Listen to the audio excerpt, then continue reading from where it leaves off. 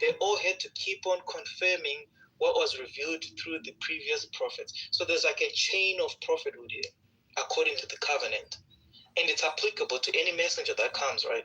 Even Isa, for Isa to know that truly this is a messenger from God, he came confirming what was before. And we know that the prophets were around during the time of Isa with Zachariah and John. They Zachariah and John, we could say, that confirmed what Isa was teaching, because it aligned with what they had. It had to, otherwise this covenant is broken. Do you get what I mean? Yeah, so I would say that this is referring to messengers in general, prophets. That's what I said. Wait, let me finish. I let you speak, and also the Prophet Muhammad. So let me talk now, because you talk. I didn't go into the point because I was sort of explaining what you. Okay, go ahead. When you finished, I thought you finished. So now, I was now getting to the, because you asked me why do I say this? So I was giving you the meaning, right, of that particular verse, because it's very clear, whatever, right? So what we're now asking, along the lines of what we're asking, one of the things is that during the time of Muhammad, who are the prophets that existed then who confirmed what Muhammad was teaching? Say that again. Which prophets confirmed what Muhammad was teaching? So that we don't have any written evidence from any prophets, historically speaking. So we can't say. And I have an answer. I will say one thing on that very quickly. One of the reasons, actually, this completely ties into what you're saying, Simplicity, because you need to understand where I'm coming from. You're saying, these prophets are saying that they're going to support one another, or let's say we're saying that's going to support Muhammad. Which prophet? Are you saying from biblical perspective? Or no, I'm not talking about biblical. I'm talking. So what are you saying? Quran. I'm quoting Quran. So from the Quran, it says it. It's not what I say. It's not what Ibn Kathir says. It's what the Quran says.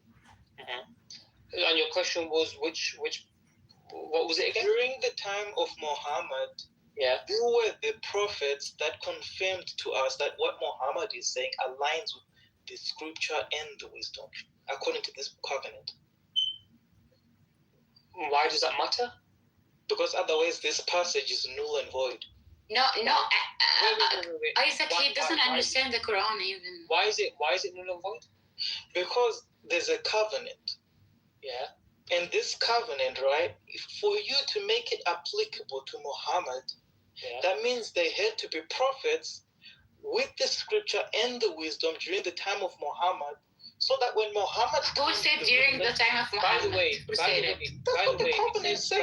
No. Hold a second, sorry, but who said this prophet must be during the time of Muhammad? Because it says what they have with them. No, it doesn't say what they have with them. Okay, it says, okay, guys, you don't understand Arabic, okay? The verse, Where does it say that? Okay, let me read it again. Wait, can I read the whole verse? Go ahead. Go ahead, tell me if you disagree. So this is Abdul Hadim or Mustafa Khattab or whatever. God took a pledge from the prophets, right? With the prophets, it's, by the way, it's Jama', and it's like all the prophets. So this will include Jesus, Moses, all of them, right? Mithaq al-Nabiyyin, like this is all the prophets. So we have 25 prophets in the Quran, so it would include them and all the other prophets that are unnamed, because we don't know the name of every single prophet, because prophets, were sent all around the world. So it says an-Nabiyyin, which in the Arabic clearly is like jama' for all the prophets, basically. Okay. So 25 prophets are mentioned in the Quran, so it would include all 25 of those, because that's what it's saying. Because we know that these people are called prophets in the Quran. So if Moses uses these people are called prophets, when it says here prophets, it includes those people by definition. So Moses, Abraham, Jesus, Yaqub, Jacob, blah, blah, blah. So they're part of the prophets that are mentioned here when we just look at the Quran in totality. That's point number one. Point number two is, how do we know it's Muhammad, right? That's a good question. So I'm saying it's all the prophets and it's Muhammad. How do we know it's Muhammad? Because let me talk for a little bit, because I haven't really been able to respond at all, to be honest. If I were to say to you, when you look at the New Testament, you look at it holistically. You look at it, from Genesis all the way to Revelation, right? When Jesus says something, if we are going to have a disagreement on what Jesus says, we look at what Paul says to interpret that, because obviously Paul, you believe, he's Holy Spirit, all that kind of stuff, or we go to Peter, or we go to Timothy, or whoever else, right? That's fine. From a Christian perspective, you'll do that. So we as Muslims will do essentially kind of a similar thing. We have the Quran, we have the Prophet, but we also have his companions who are with him, his disciples, and his disciples, like Ibn Abbas and others, many others, by the way, said that this verse is referring to the Prophet Muhammad, peace be upon him. The same way, if Jesus says something and Paul says this is what Jesus meant by that, or this is what this means, you're going to take that as a Christian. Does that make sense? And I'll say, fair enough, that's what you believe as a Christian. So we have authentic narrations where the companion said that this refers to prophets in general, like prophet after prophet, and also the Prophet Muhammad specifically as well. Does that make sense? So no, because he doesn't have a covenant with the Sahaba. He has a covenant with the prophets. You said. Yes, I know, but I'm saying the Prophet. I'm saying the Quran says you must follow the companions. The Prophet said you must follow them too. So no. This has nothing to do with the companions. No. I know. But how do we understand what the Quran says? We read it. Exactly. So what? Let me give you an example. It's irrelevant if they had it. Yeah, it's irrelevant if they had it with their. I mean, they kind of did, to be fair, because if this is referring to the Prophet Muhammad, which the companions are saying this is who it refers to, they have that first-hand knowledge. The same way the disciples have that first-hand knowledge. You believe in Paul because he has that first-hand knowledge, right? Isaac, hold on. Before we get to now, what your companions say about it. No, but that's important. Can we at least? I didn't deny you in anything. I haven't even. Can we read the passage first, understand what the passage is saying, then move on to the companions? Okay, I'll read it. Tell me what part you disagree with. All right, go ahead. God took a pledge from the prophets, right? It should be all the prophets because it's fully plural. It's not 1, 2, 3. It's plural, and it's and it's definitive as well. Saying use definite article. If after I've disposed scripture and wisdom upon you, a messenger comes confirming what you have been given, it says a single one, you must believe in him and support him. Do you affirm this and accept my pledge as binding upon you? And covenant, by the way, it's not saying covenant in the Christian term of covenant. It's just mithaq. Like even today, we use mithaq when it comes to like law or whatever else. Like it's a pledge. It's a contract. When we have like house dealings between people, they say the same thing. So this is not covenant in the Christian sense of covenant. But it's a contract. Do you affirm this and accept my pledge as binding upon you? They said we do.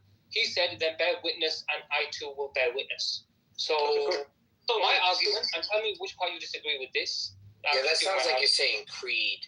That's a creed. We're talking about a covenant. It says mithaq. We did the aqidah. That's different. So it's a different concept. We can say contract. So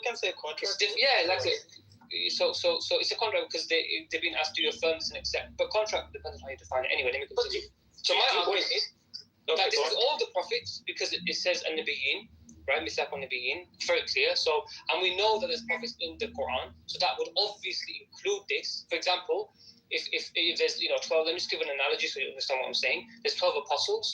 If a chapter in the Bible says all the apostles loved Jesus, and we know that each apostle is named, by definition, those apostles would love Jesus because the apostles include those people. So when it says an-Nabiyyin, and we know who those Nabiyyin are in other verses in the Quran, that would include all those in this passage. So Moses, Abraham, Jesus, blah blah blah blah blah. You get the point. So that's point number one. Point number two. Well, actually, that's point number one. So tell me if you disagree with that. So far. Okay. Point number one. I just want to say point number one. When you say all the prophets, right? Is this also inclusive of messengers? A messenger is by definition a prophet. So therefore, how do you then apply that to the messenger part? Are you saying when it says no, I'm saying a messenger by definition is a prophet. In Islam, the difference between, and I can get into that if you want, the difference between a prophet. I know that. So this what means I'm saying that this contract, is it applicable to a singular messenger or any messenger mentioned in the Quran? For example, can this be applicable to Isa? Yeah, that's fine. Okay, fair enough. Only continue. So I'm saying this is all the messengers, including Muhammad. Okay. Yeah. Does that make sense? Yeah. So the covenant is very because clear, it says right? because wait, let me answer how. If you look at the grammar, it says Mithaq al-Nabiyyin.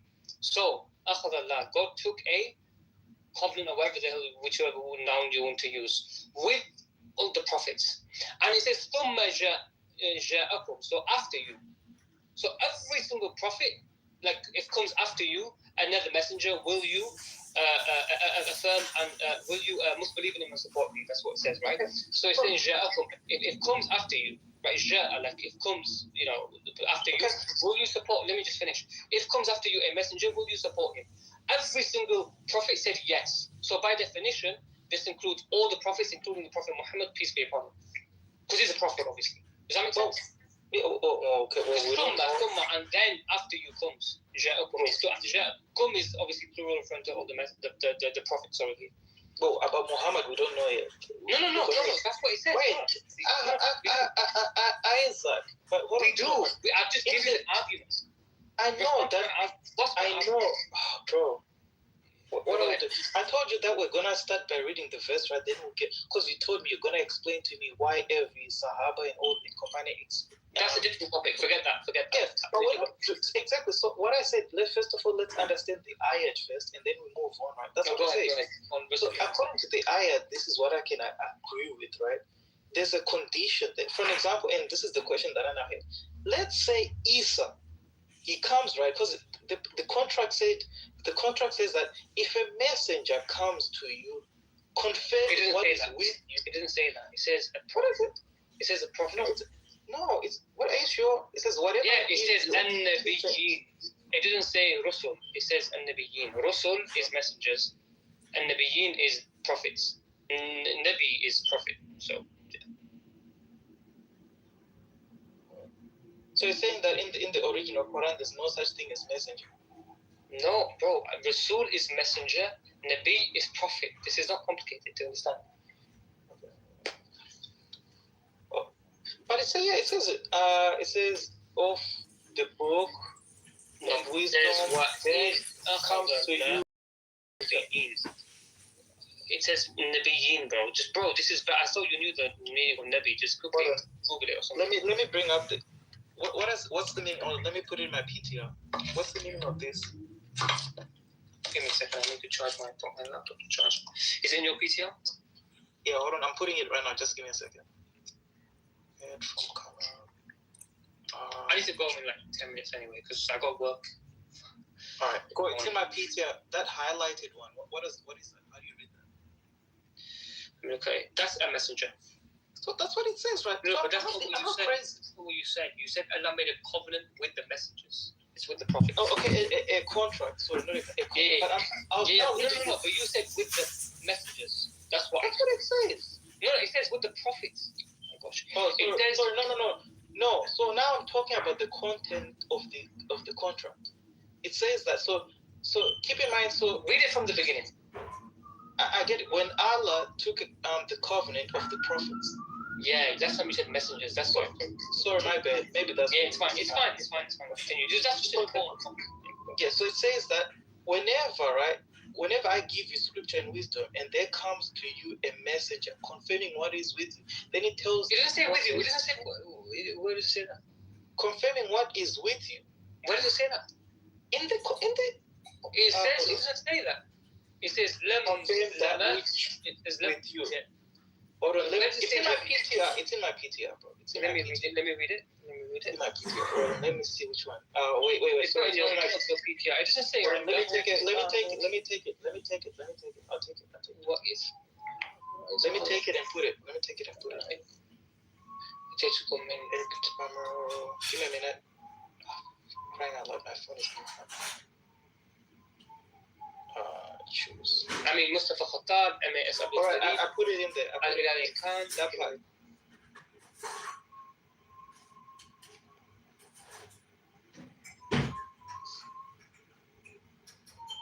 Give me a second.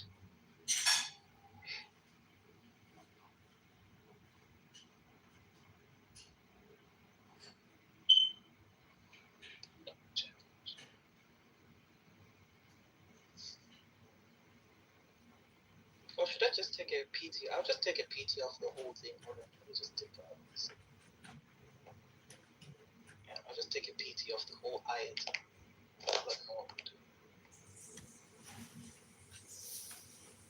I'll edit to my PTR the collection of the whole ayat. Yeah, it says ma'akum. That is not, well, it's not necessarily physical or non-physical. That's why M.S. Abdul Halim, the Oxford translation of the Quran, says, messenger confirming what you have been given. If you were to say what they have with them, it says here, look. If you want to say with them, that's fine. It says in with you, is with you. Ma'akum. Oh, that which is with you. So yeah. What's the issue? Yeah, is with you. So they have it with them, correct? The scriptures. Yeah. You said where it says they have it with them. Yeah, the prophets have it with them. I thought you were referring to the previous ones, but go ahead, yeah. The Rasul, yes. Yeah. Okay, so fair enough. So it's a word for word translation, yeah. No, so Simpson, I don't understand your argument, to be honest. Well, I haven't so this is saying, so wait, let me explain. So this is saying, so these prophets have come, right? There's a covenant. They have been given scripture, because that's lima ma'akum, that's what's with them, right? Because it says kitab wa hikmah. Yeah, it's with them. In other words, they have it with them. Yeah, I don't disagree. I was talking about previously with the prophets rather than with the messenger specific. That's why I said it's with them. But with the Rasul and what the prophets have, confirming the messenger being confirmed with what the prophets have, that part, yeah, I do agree with that. And I already said that.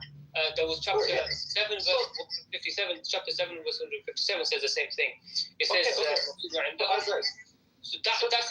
well. That's it with them as well. So to come back to this ayat, right? So this is what I'm saying, right? So now that we understand it, this ayat, that means that, let's say for example, if Isa, who is the messenger, right, and a prophet, if he came to the prophets, whoever these prophets were during that time, right, and let's say his message didn't confirm the scriptures that they had, then that means that they shouldn't support him, right? According to this ayat. Well, when you say it doesn't affirm what they had, you mean the prophets, correct? Yeah. But the prophets didn't have the Bible. No, I'm not saying they had the Bible. Whatever scripture and wisdom they had. Yeah. Jesus must. I mean, when we say affirm, obviously it depends what you mean, because there's abrogations and things like that, so it can't affirm everything. Even the New Testament doesn't affirm the Old in everything. The Quran doesn't affirm the Old in everything. So even in the Quran, it says, as I'm sure you're aware, that Jesus made new laws that the Jews didn't already have. So he kind of, So I agree with you, though. I agree with you that Jesus obviously had to be affirmed in what the prophets had, 100%. Yeah, and then what I'm now saying, if he didn't do that, then Jesus wouldn't be a messenger to them.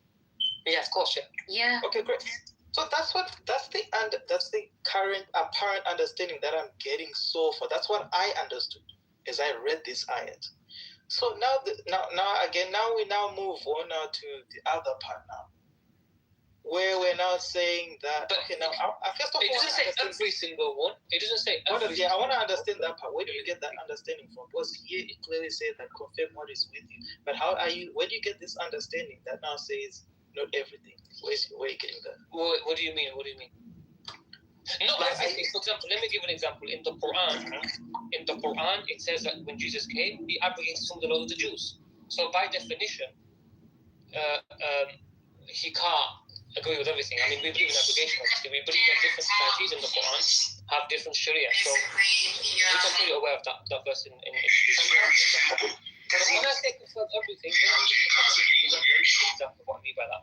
If I said from the Old Testament, you will say yes, but that doesn't mean you can't quote. You still affirm everything in the previous book. So the same with this. Messengers came, that doesn't mean we do everything in that book, because as God says, messengers were sent to their nations. You know the verse in the Quran which says each prophet, each messenger was sent to their own nation with their own language, for example, right? So which I don't particularly. I don't see that being a viable option for Netanyahu, which forces Trump into, rather than leadership, into like an uncomfortable place for him and because it makes him look like Israel is actually giving him orders. I don't think he can afford that. politically. So, what do you think is the most likely strike from the Americans and the most likely negotiated surrender from Iran? Well, I think I don't know what you mean by the most likely strike by the Americans. What would they hit? Well, I mean, the first things they would hit would be any aircraft, then and airplanes and runways, and then rockets. So, and I mean, I've said for a long time there are two outcomes here. One where the regime flees to Russia, Venezuela, wherever, and there is not a war, and one where there is a war and those same people are dead. So in your scenario, the U.S. doesn't bomb the bunkers the regime is hanging out in? Yeah. Well, I don't know how easily bombable those bunkers are, but regardless, like they'll get hit. Like they're all going to die if there's a war. Probably a good amount of moral hazard to letting go Ayatollahs either escape or live. I have a different question. Is the Syrian president still in Russia? Assad? Yeah, he's still. It is 17 apartments in Moscow, according to intelligence that I read. I don't know what he needs 17 apartments for. With the Maybe his family. Maybe he has lots of family and Move around the city. He rents them.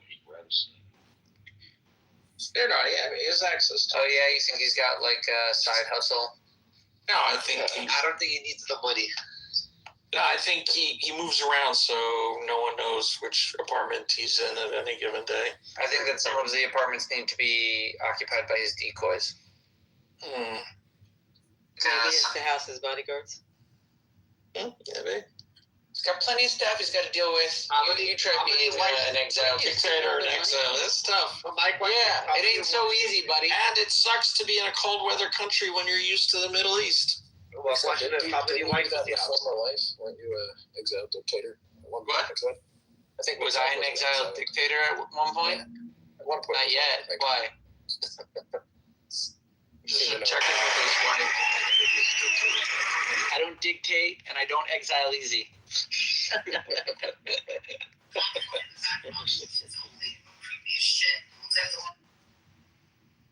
think there's a lot of moral hazard to not killing the Ayatollahs or letting them live or move somewhere else. Because what it would show to other parties in the world is that you can kind of play Trump. And that, in other words, that it goes back to Taco, right? Trump always was created. He wasn't. Get off my dick. Stop saying my name. Exactly. And not to a point where it becomes a clerical I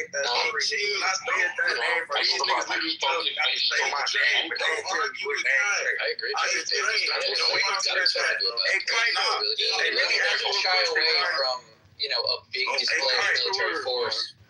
So look, he's got a strict exit strategy. Did we not call every trying to get him back to the negotiating table, and then they'll basically, play him for a fool. Because Exactly. They'll string him along and say, yeah, sure. And then when it comes to implementation, they'll be like, don't worry about it. They'll string along. Like JCPOA was a farce, They'll do what they've always done, which is string along Western. Obfuscate. Right. Well, I mean, the other argument, though, is that it's exactly what he's done in Gaza, but also maybe what he's done in Gaza isn't bad, even though no one actually is holding by the ceasefire, right? It's created a very different narrative, a very different tempo. In theory, things might get done without them actually saying, yes, we'll give up our arms. Well, it seems like now Israel's going to have to go and enforceably disarm them. Oh no, those 5 countries are going to do it. No, they're not. Yeah, I know. That's what I was saying yesterday. I was like, there's no way they're doing that. Yeah. It was always going to be Israel. There was no other option. It's all farce. The board is peace. The BOP. With some exceptions, a bunch of second-rate countries, maybe third-rate.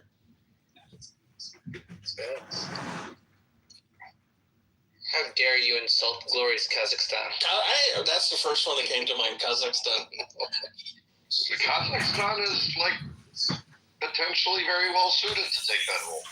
Exactly. Sacha Baron Cohen is very proud. No, but they actually have a fairly sizable professional military.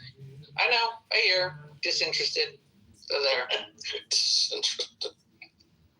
The Indonesians, the Moroccans, the Kazaki.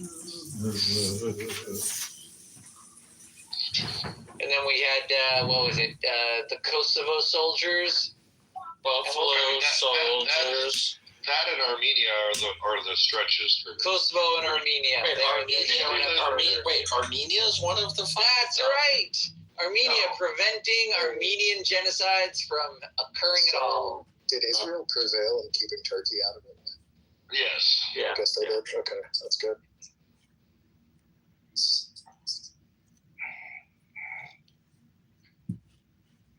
Yeah, if Turkey had slightly different leadership, they should have been a very good option.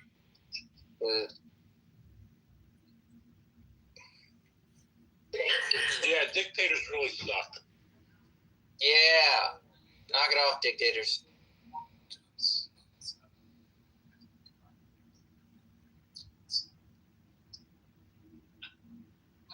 دلم برات خیلی تنگ شده. No, it's not Armenia, it's Albania. That's what I thought. I was like, Armenia? No, there's no way. That makes more sense. Yeah, I was listening. They're all Muslim countries. Yeah, and Kosovo and Albania together have less than 15,000 soldiers. I'll take Albania for 1,000 troops. It's not like a thousand.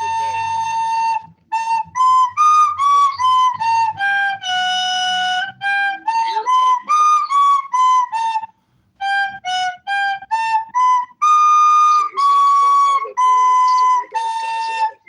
Forgive me for not acknowledging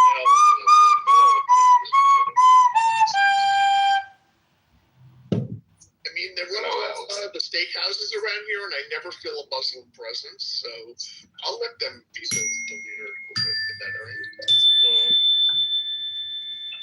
Yeah, but who's going to fund the rebuilding of Gaza? Do we know yet? Is it all Qatar? Not Israel. For sure.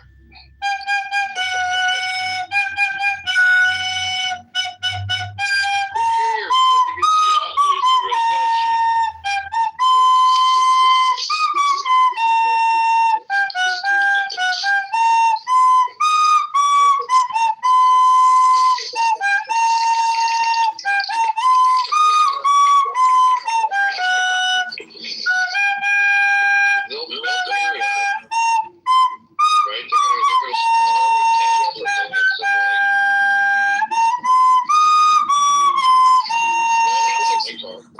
Kazakhstan is the worst descendant.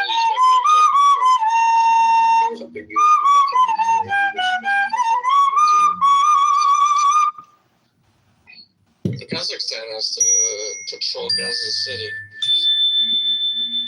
Kazakhstan. It's crazy. I saw that 1 week before it was flattened. Trump's sterile.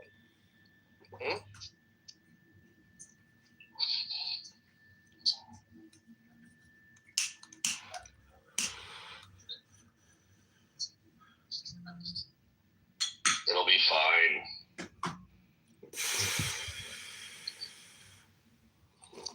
Hi, Rena. Hello, Rita. She's Hey, Rena. She came and went. came and went.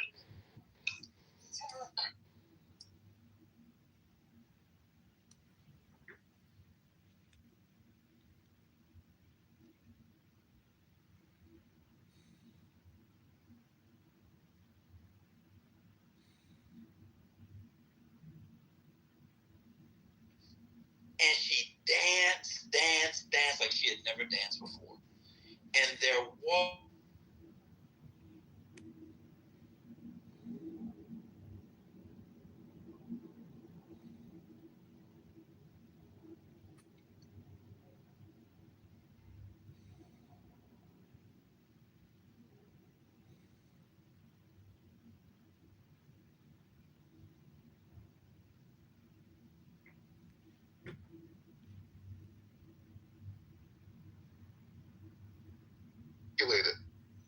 miscalculated.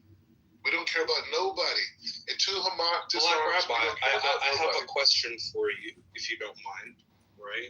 I want to know what your affiliation is, because I'm not quite sure if you are it doesn't matter. on the Israeli side or if you're on the American We're not side. talking about me. We're saying as long as Hamas is inside of Gaza, everybody who's around Hamas is also going to die. That's what we're saying. So until they disarm, people are going to die. Women, children, elderly people, handicapped people, everyone's going to die until Hamas disarms. It's that simple. If I label you as Hamas, right? Like, let's just say in a fantastic No, I didn't world, say you. I said if you're standing next to Hamas, I am the you don't have Jewish to be labeled. overlord, You don't and I have just to say, be hey, labeled. you're a fucking Hamas mate. So That's it. That's it. Until what's they gonna disarm, happen you'll die. I don't know, man. You're talking about a worldview that is just unilaterally That's what's unattractive to happening right anyone. now as we speak. I personally don't believe in no We fucking don't care chosen what you people. think. You do not. You're not in the military. Oh.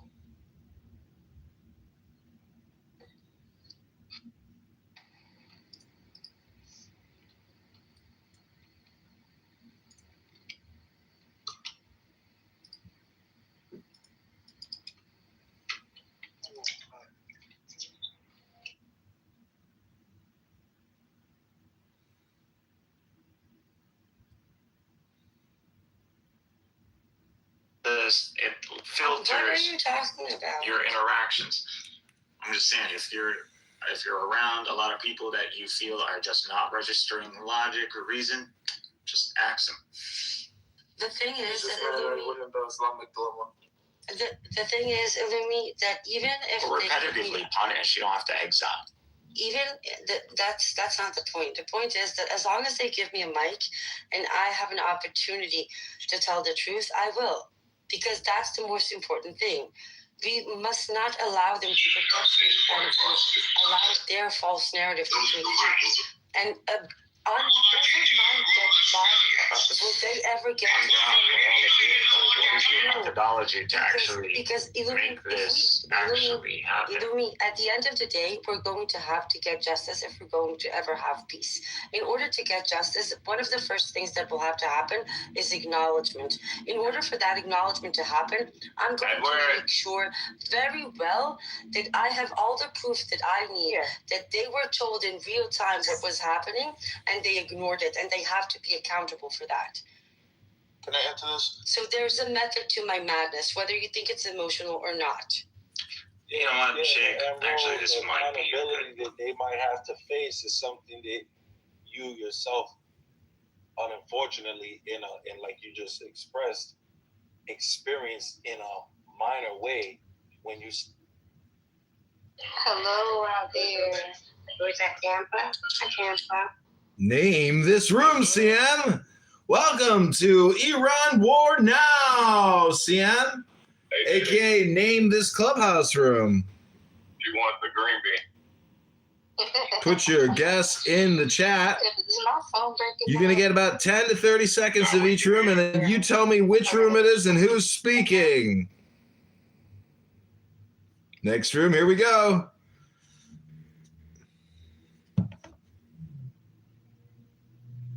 Well, on maybe.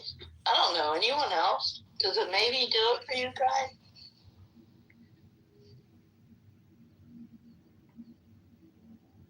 Maybe not. No guess? All right, 12. Name this clown house user. Don't make me feel better. Oh, just and pat a couple for me, please. No, they're going to get kicked with steel-toe boots. Stop it. Yeah. They've been imbeciles. So, you know, there is an Arabic saying, this is kind of funny, an Arabic saying, I believe it's actually written in the Torah. It's an Arabic saying written in the Torah. Torah is, beat your wife once a day, because if you don't know what she did, she does. So, yeah. I know some women who beat their husband. women that beat their husbands. Do you know anybody like that, CM? By the Democrats to be president. Oh, Actually, he doesn't seem like a crazy person. I'm not against him. Right, he's not crazy. I mean, it's not to be crazy in politics. Which is why the Democrats won't nominate him. That's right. That's actually right. I'm still mad at the Democrats for letting fucking Biden run second. Name this room.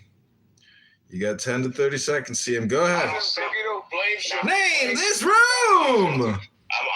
I'm really trying to have a conversation. You don't understand. It's a blame shift, brother. Okay. Look. I hear where you coming from, completely. But I'm telling you, is that the picture you just painted? Ain't it? It's not it. That's not me. I'm letting you know what the fuck I'm doing. Damn, he's letting you know what the fuck he doing. Dog.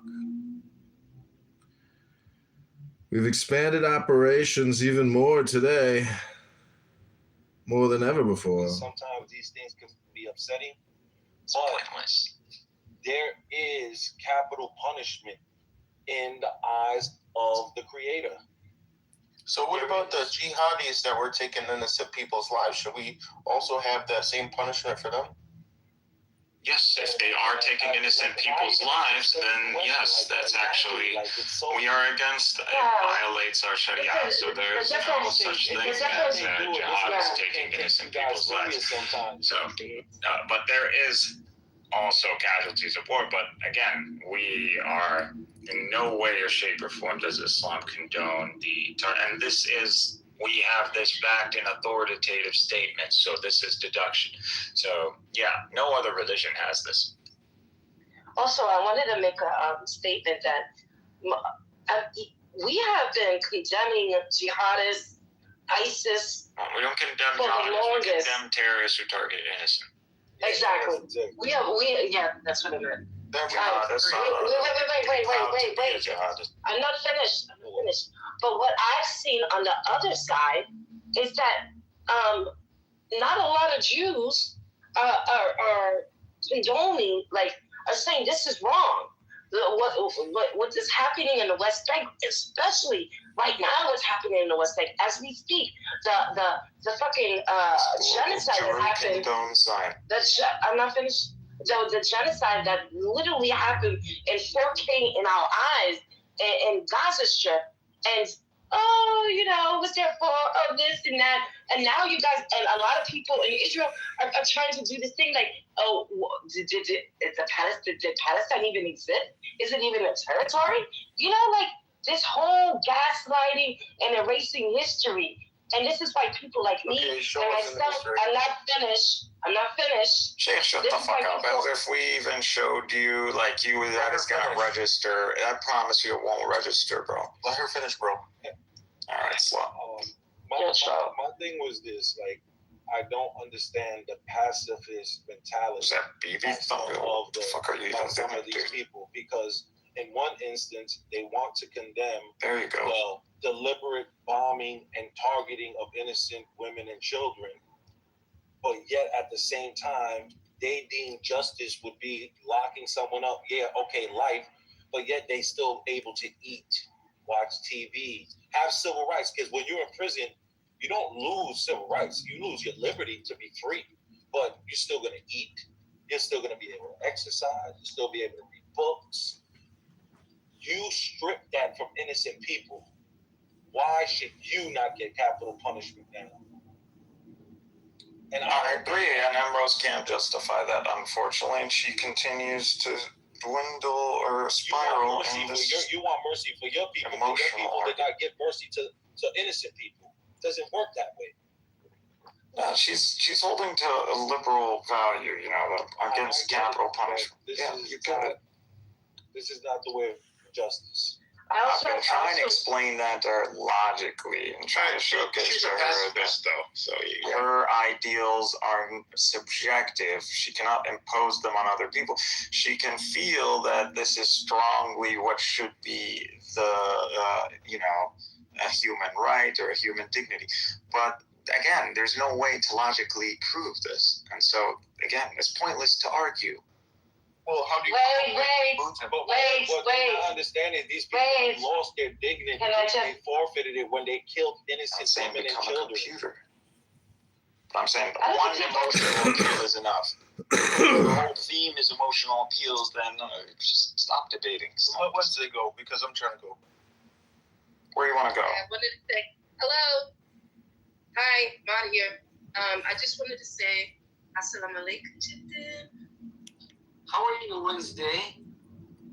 I missed you. May that be your cue. Shalom Mubarak. Shalom to you too. Ramadan Mubarak, Mubarak, Ramadan Mubarak to you too. Shalom Mubarak, everyone as well. Sheikh, what's your position? You've been making little comments. My position? I don't know who you are. His position is up and down. If we can get a position set up where these people stop talking in Arabic and just listen to these kind people. That's a new world. Do you not see the karmic system? Do you really want to be like... well, I'm a Christian. Check this out. You are a Christian as much as the Jew is a Muslim. And you're as Muslim as Muhammad is a prophet. Oh, thank you. That's the kindest thing you've said. Anybody's ever said. That's really the most kindest things. I guess we both can agree. So awesome. So you're a Christian? Let's see. I can justify my shit, and then you'll always be a blabbering slob. And you have a problem with Christians speaking Arabic?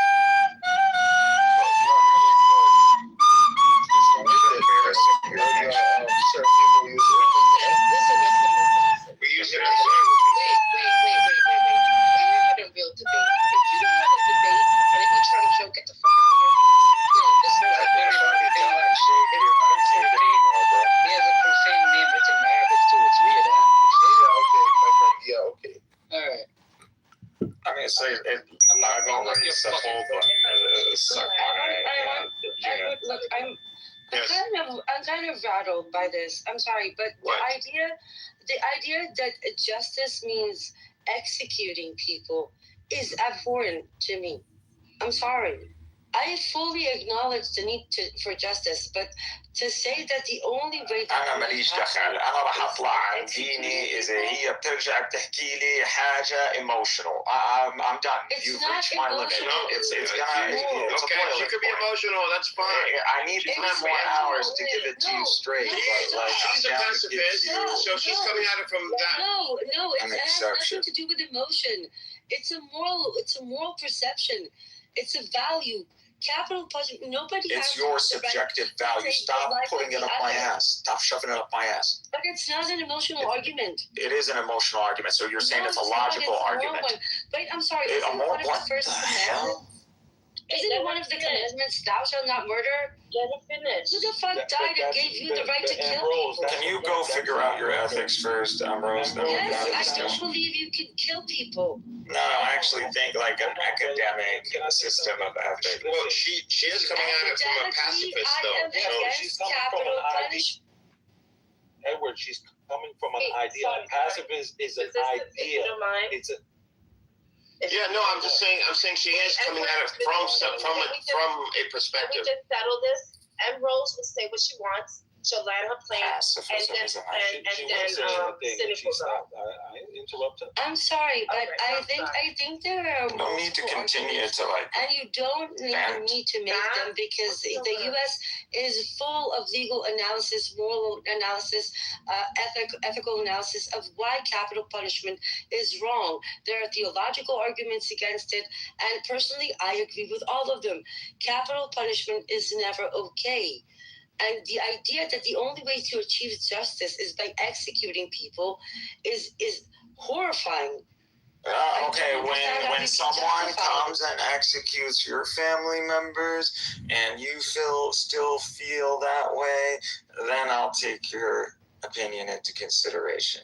But until then, with all due respect, that is a subjective ideal. That is not something that you could prove logically that we need to hold to. When I was 10 years old for the first time, I saw a bus bomb. I still don't believe they should be killed because of that. We're talking murder here. Well, I mean, these people are going to get killed, so it's not like you're scared. Resistance thinks that justice. I said that justice means that that anybody that was part of the IDF, even if it's a cook, then it has to face a judge. If it was a cook doing the genocide, then it has to serve a week or a month in jail. If you were a sniper, then you get life without parole. But that is justice. And resistance said that he thinks the only way is by executing them. And hold on, resistance is correct. There needs to be a deterrence established, and we need to make an example. If our prophet made an example of the Jews who committed treason in Medina, then we are no better than the example of our prophet. If the prophet did this, then we will do it if we decide to do so. Do you understand how insane you sound? No, I'm being logically consistent. No, you're actually being anything but logical. Go to ChatGPT and ask that question. Hold on. Why is it your ideology, your pacifism, and your, like you said, you appreciate what America's and your Western value and view of capital punishment is? Why do you believe that is superior to what God's law is? You see, because I'm coming at it in the aspect of what the Creator deems for the state to be. What if I don't believe in the same? So how does that make more sense than what I'm saying? Dude, your idea is subjective. Hey, if these idea is not superior to God, that's my point. Okay, if that's your point, then why not just support what I'm saying? And your religious idea But you're just saying the same is thing. not superior to my religious ideas, which is why we don't have. Which is why. Ambrose, do you use AI? For God's sake, just use it once. Based on religious narratives, because we don't share them. So we came up with a system that everybody. That's your belief. That's your belief. Stop imposing your framework as the absolute truth. It is not. Just respect that. I am not imposing on you Islam right now, even though I believe it to be the absolute truth. No, but it's not about that. It's about recognizing that you are privileging yourself, and you continue to refuse to do that, even though I've proven it to you logically. What are you talking about? You're not making any sense. This, especially, even though this could be applied to Israel, Palestine, the occupation, generally speaking, the idea of capital punishment is wrong. Period. I'm sorry, and this is okay. You continue. We heard you. None of us are deaf. What are you objecting to? I'm objecting to the constant repetition of expressing your opinion and then telling us we must accept this, even though there is no logical necessity for us to accept this. I didn't say you must, but I called you out on it because I think it's wrong. Okay, so you think our God is wrong, Ambrose? That's fine. Duly you get noted. to have that, but I get to say the opposite. And that's fine, and I respect it. And we respect that. That's fine. But that's where it stops. That's your view, but that's it. Exactly.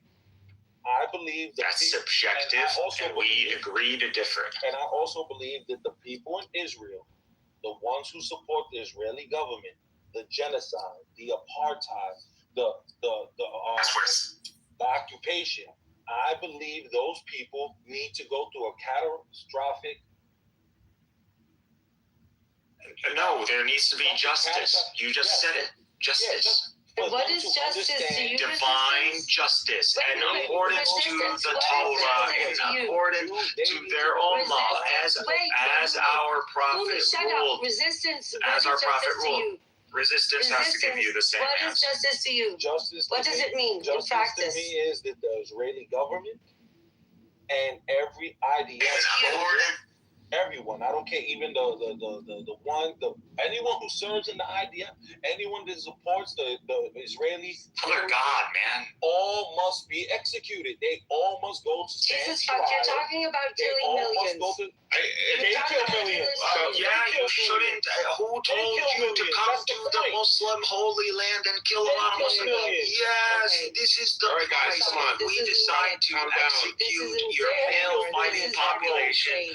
It is outrageous. We're going to make an example. This is insane. Hold on. So we said no emotions, right? Innocent millions. Resistance. Hold on 1 second. These people that I'm talking about aren't innocent. So when from the Islamic paradigm, we don't just prescribe capital punishment to whoever we want. You have to explain that to me when you know these people have I'm talking to Ambrose. I'm talking to Ambrose. I'm talking to Ambrose. Oh, okay, I'm sorry. It's okay. Ambrose, so when it comes to the Islamic paradigm, we don't prescribe the death penalty just because we want to and to whomever we choose, or because we're angry or we want retribution. It is in very specific circumstances where the crime is grave enough that it affects society and has the potential to disrupt and cause a dangerous situation to other people if the person is not executed. And it's a very high bar to be able to cross. So it's not like it's done or prescribed. As a matter of fact, a lot of scholars believe that judges need to find ways around capital punishment, meaning other ways of punishing, and that would be the last resort. So it's not a first resort punishment in Islam, and it does come with due process. Again, we don't have to sit there and justify our moral system because, again, she cannot provide. Well, it's not justification; it's teaching. Nor does she even know what ethics she prescribes. She doesn't know she's a consequentialist. She doesn't show she's a. Even if that is the process, virtue process, she doesn't believe that should be the ultimate outcome. We heard that. Bro, y'all gonna drive me crazy, man. What am I special? I've been this crazy for like 3 years, so don't worry about it. I'm driving. Look, I educated you guys. You should be thanking God, Muhammad, and me in the single digits. Oh, that's okay. No, come on. Like seriously, if it wasn't for Baldwin or Alhamdulillah or me, you guys would be getting spanked by Zionists. Fucking right. Oh, not me. I highly doubt that. I'm undefeated with it. Are you fucking kidding me, Edward? I've been debating and destroying Zionists. All right, man. You're part of the club. I got you. Even though, again, there's no club. They overwhelm you and they try to break your niceness thing. And I've seen that. Remember the days that what's his name? What's that fucker Australian guy's name? Rohan. He used to take you behind the Zionist bathrooms, and they were all getting up on. You are making shit up. You're disgusting. And what happened to Ramadan? That was what happened to Ramadan? Oh, it doesn't exist for you anymore. All of a sudden, using an analogy that is common. It's not a crude statement. Like, it's a disgusting, crude statement, and it's a lie. It's just a lie. Speech that is commonly known. No. You made a vulgar statement about me. Homosexual statement, and you lied. And earlier you talked about Ramadan. I was triggering. You talked about Ramadan. So you're hypocritical too. Okay, gentlemen. Okay. I'm sorry for both of you. I'm sorry, Edward. I'm sorry, Cynic. I said sorry to both of you. Please. I'm just waiting on the AI, man.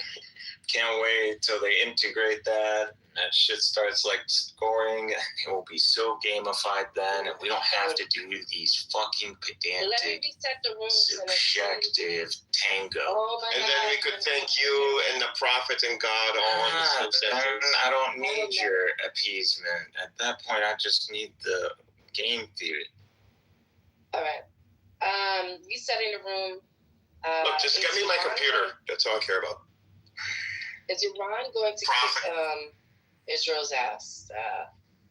What do you guys think? Any opposition? Well, I know they had they just had more talks today. I don't know what the outcome has been. They haven't really reported on it, but they've been talking all day today with both of them. This is the second round they have today? Today's the third round. Also, I would like to add, like, you for those Zionists or Jews that live in Israel. Rio, I thought you wanted to come up. Y'all not hearing me? Or is this like? We hear you, Wednesday. Oh my God! I was saying Rio wanted to come up earlier, so I'm asking him if he wanted to come up. Okay, thank you. Do you guys don't feel like y'all being like played with?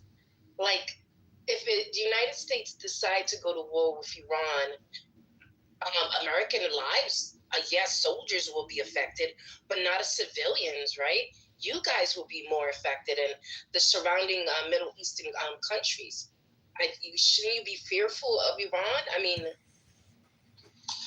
Wednesday, can I ask a clarifying question? When you say you guys, are you referring to? According to their own law, as our prophet ruled. As our prophet ruled. I'm referring more to that. Because I think.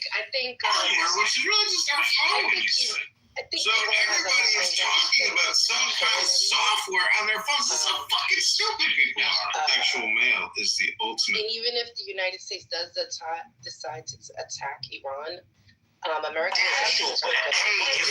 Idea is not superior to God. That's my point. I know Wednesday, but as an Iranian, I'll tell you.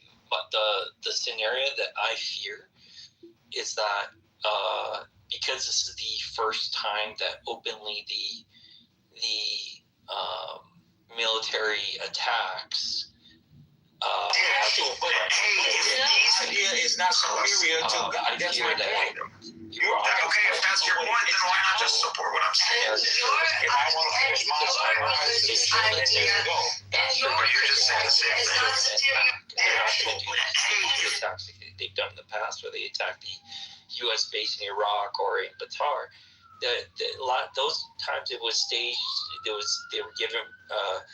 The Islamic Republic gave America prior notice to move their servicemen so that they're not killed so that the war doesn't escalate. Okay, but if they feel like you're going for regime change, you're trying to kill the Ayatollah, you're trying to kill and uproot the regime, then they're going to feel like they have nothing to lose.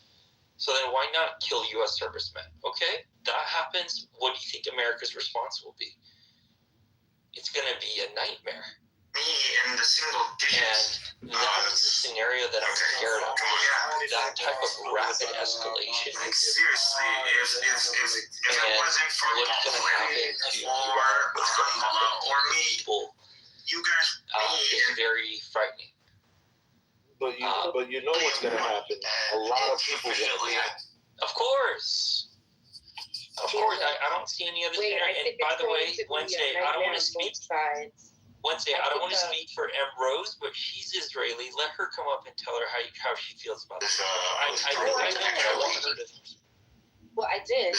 Well, she was here. M. Rose is in the M. Rose, come up and tell. I don't want to speak for her, but I'm pretty sure she's not for the attacks either because of the consequences of. I mean, Iran's attacks last time on Israel. It was more She's to show upset about the justice that we believe as Muslims should happen to anyone who committed those war crimes. And once they get their due process, hopefully the Iranian regime is getting very close we to have a falling. different It seems like ideology on what should take place. She believes these people should be given their lives, to live, whether for a short time in prison or for life. She doesn't believe in capital punishment. which is absurd when these people have committed war crimes. Okay. Resistance. Are you American? I'm just curious. Yes, I am. Of course I'm American. Okay. So do you think that U.S. soldiers who have done war crimes should also be subject to capital punishment? Everyone that did, for example, Afghanistan, every soldier that took place in Iraq, every soldier that did all those disgusting acts in Abu Ghraib, all of them should have faced capital punishment. All of them should have been tried at The Hague, and all of them should have faced the noose. The same way they love putting the Muslims on nooses, like Saddam Hussein and Gaddafi. Why is it good for the Arabs to get capital punishment, but not the Americans and the Israelis? I would love to know this. So that's a theory. How would it be implemented, though? What do you mean it's a theory? He said a theory. That happens. Asking the question. No. He asked the question. You understood me, Edward. Calm your tits.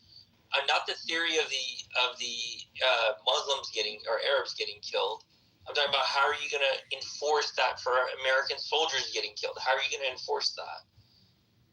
Like you're saying it should happen, but how do you make it happen in reality? He just asked you a question, though. You're talking about how to implement, and he asked you the question as to why shouldn't it be. So, do you believe it should be or shouldn't it be? I think the soldier. Listen, if the soldiers are acting under the rule of their command, it has to be. I was thrilled, actually. I was moved. The order should be responsible. Now, they didn't do that to the Germans in World War II. They didn't do that to them. So once again, why is it good for everyone else, but not for the Americans and the Israelis? I think it sounds like he's agreeing with you in a way. When the Nazis were being hunted in Argentina, when they're like in their 80s and 90s because they served out orders, I don't think that was right either. I think once again, I'm not basing this on what you believe is right or wrong. It's irrelevant to me. I simply asked the same question, and he asked you the same thing. He reiterated it for me. Why is it when these things were done to Muslims or to other peoples of different nations, why is that standard not applicable to Americans and Israelis? Yeah, they commit war crimes. Hold on. It's not superior to. That's my point. They didn't catch every single person. That's why. No, they could No, that's not true. There were plenty of people that were part of the Ba'athist regime, that were part of the old Iraqi army that went into Kuwait and all of that stuff, and did Iran and everything, right? That weren't tried. That were just let go. Similarly with the Nazis, they didn't commit war crimes. The Nazis were, though. No, they did commit war crimes, or they were partaking in war crimes to a certain extent, or they were supporters for people who did commit war crimes. Even the Nazis, even the Japanese, same thing. Many prominent Nazis were actually let go as a result of the Nuremberg trials and went on to leading normal lives. Many prominent Nazis served. You can go back and read the original congressional notes of when they were passing this legislation. Administer justice properly. You're hypocrites. If you're pointing to that as a standard, I'm pointing that as a standard. They all should have got capital. I want to ask Benny. You think every single Nazi should have been sentenced to death? Absolutely. But hold on, Benny. Do you agree? Do you agree though? That, and I want to get your opinion on this. That the Nazis. So when it comes to, for example, the Palestinians, the Syrians. I'll just use the Palestinians because it's not like, Palestinians are punished by death. I mean that's in the West Bank. Obviously the genocide, but in the West Bank alone, you're allowed to kill a Palestinian without a trial. Yeah, that's wrong. Now, are you saying that the Nazis had they have it. I mean, the West implemented a justice system when it comes, or a due process when it comes to the Nazis. Yeah, it's called the Nuremberg trials. Okay, and a lot of them were not killed, or were not. Because there's a lot of them were not killed. A lot of them were placed in prison for, you know, a period of time, depending on the extent of their crimes. And it's not just alleged crimes; it's crimes that you can prove happened, right? So there's evidence. They were all given lawyers, right? They all had a right to an attorney. There are a few exceptions to this, but I don't want to touch on the exceptions. I want to look at the general, right, rule of law, the general architecture of the justice system, right? And it was the same, by the way, for the Imperial Japanese. There was I think they were called Tokyo trials. So the Japanese and the Nazis had more due process than the Palestinians? Absolutely. Okay. Hold on, I want to say something. No, I'm not. If you think I'm defending, you know, what settlers do in the West Bank, absolutely. No. That's not what I'm advocating for at all. No. What was done in the Nuremberg trials was there. Yeah, no, I was not thinking you would say anything different. I just wanted it out there, somebody to say it except me. And can I say something? And now the difference between, because I don't know the laws or the bylaws of the militaries, for example, the Germans or the Japanese, but I do know about the American ones. And what I do know is that an American soldier can refuse to carry out war crimes. So if you're in the U.S. military as a soldier, I don't care if you have 5-star generals, the commander-in-chief, if they order you to do something that you know is a war crime and you carry it out, you should face justice and resistance, get capital punishment. Resistance. Resistance. That's why we have laws. Hold on, Emerald, so I can land. Hold on. So that is the difference. We actually have military laws. So even if you're a common soldier, if you carry out a war crime, just because a superior tells you to do it, you are guilty. So resistance, resistance, I have a question. 2 questions, actually. First of all, regarding what you just said, and please don't answer, wait for me to ask the second question. My first question, regarding what you said, I'm sorry, did I somehow miss the executions of all the U.S. personnel that served in Abu Ghraib? Did that somehow evade me? Did they all get capital punishment? I don't see you protesting the streets about that. Second of all, if you want to execute millions, could you kindly explain to me in what practical way do you plan to do this? Is there a system, like a design system that you want to use specifically that will make it efficient to exterminate millions of people? Have you thought about the actual pragmatics of that and what that means? Just want people to I don't think you heard what I said before. Because they asked me that same question. Yes, the people that did those horrific war crimes in Abu Ghraib should have all faced the death penalty. Every last one of them. And how do you do it? Since America loves putting people on death row until their day of death, that's how they would do it. You put them in military prisons until their day comes to where they face execution. Again, how are you going to incarcerate millions? The same way they incarcerate millions in America. You lock them up and you put them in a prison. How? How do you build a prison that is big enough to accommodate millions that you eventually They're gonna build multiple facilities the same way they have here in America. They house facilities. What will they be doing in those? They house millions. What will they be doing? They house millions of people in America now. What will they be doing in those facilities? Sitting in death row. Okay, and what will death that row be records. a concentration of people on death row. So effectively you're suggesting concentration and extermination camps. Sounds familiar? It's not execution of innocent people. You see, that's the concept you're not getting. So I think you need to take your disgusting words back. See, and this is the problem with you. You try to make idiot.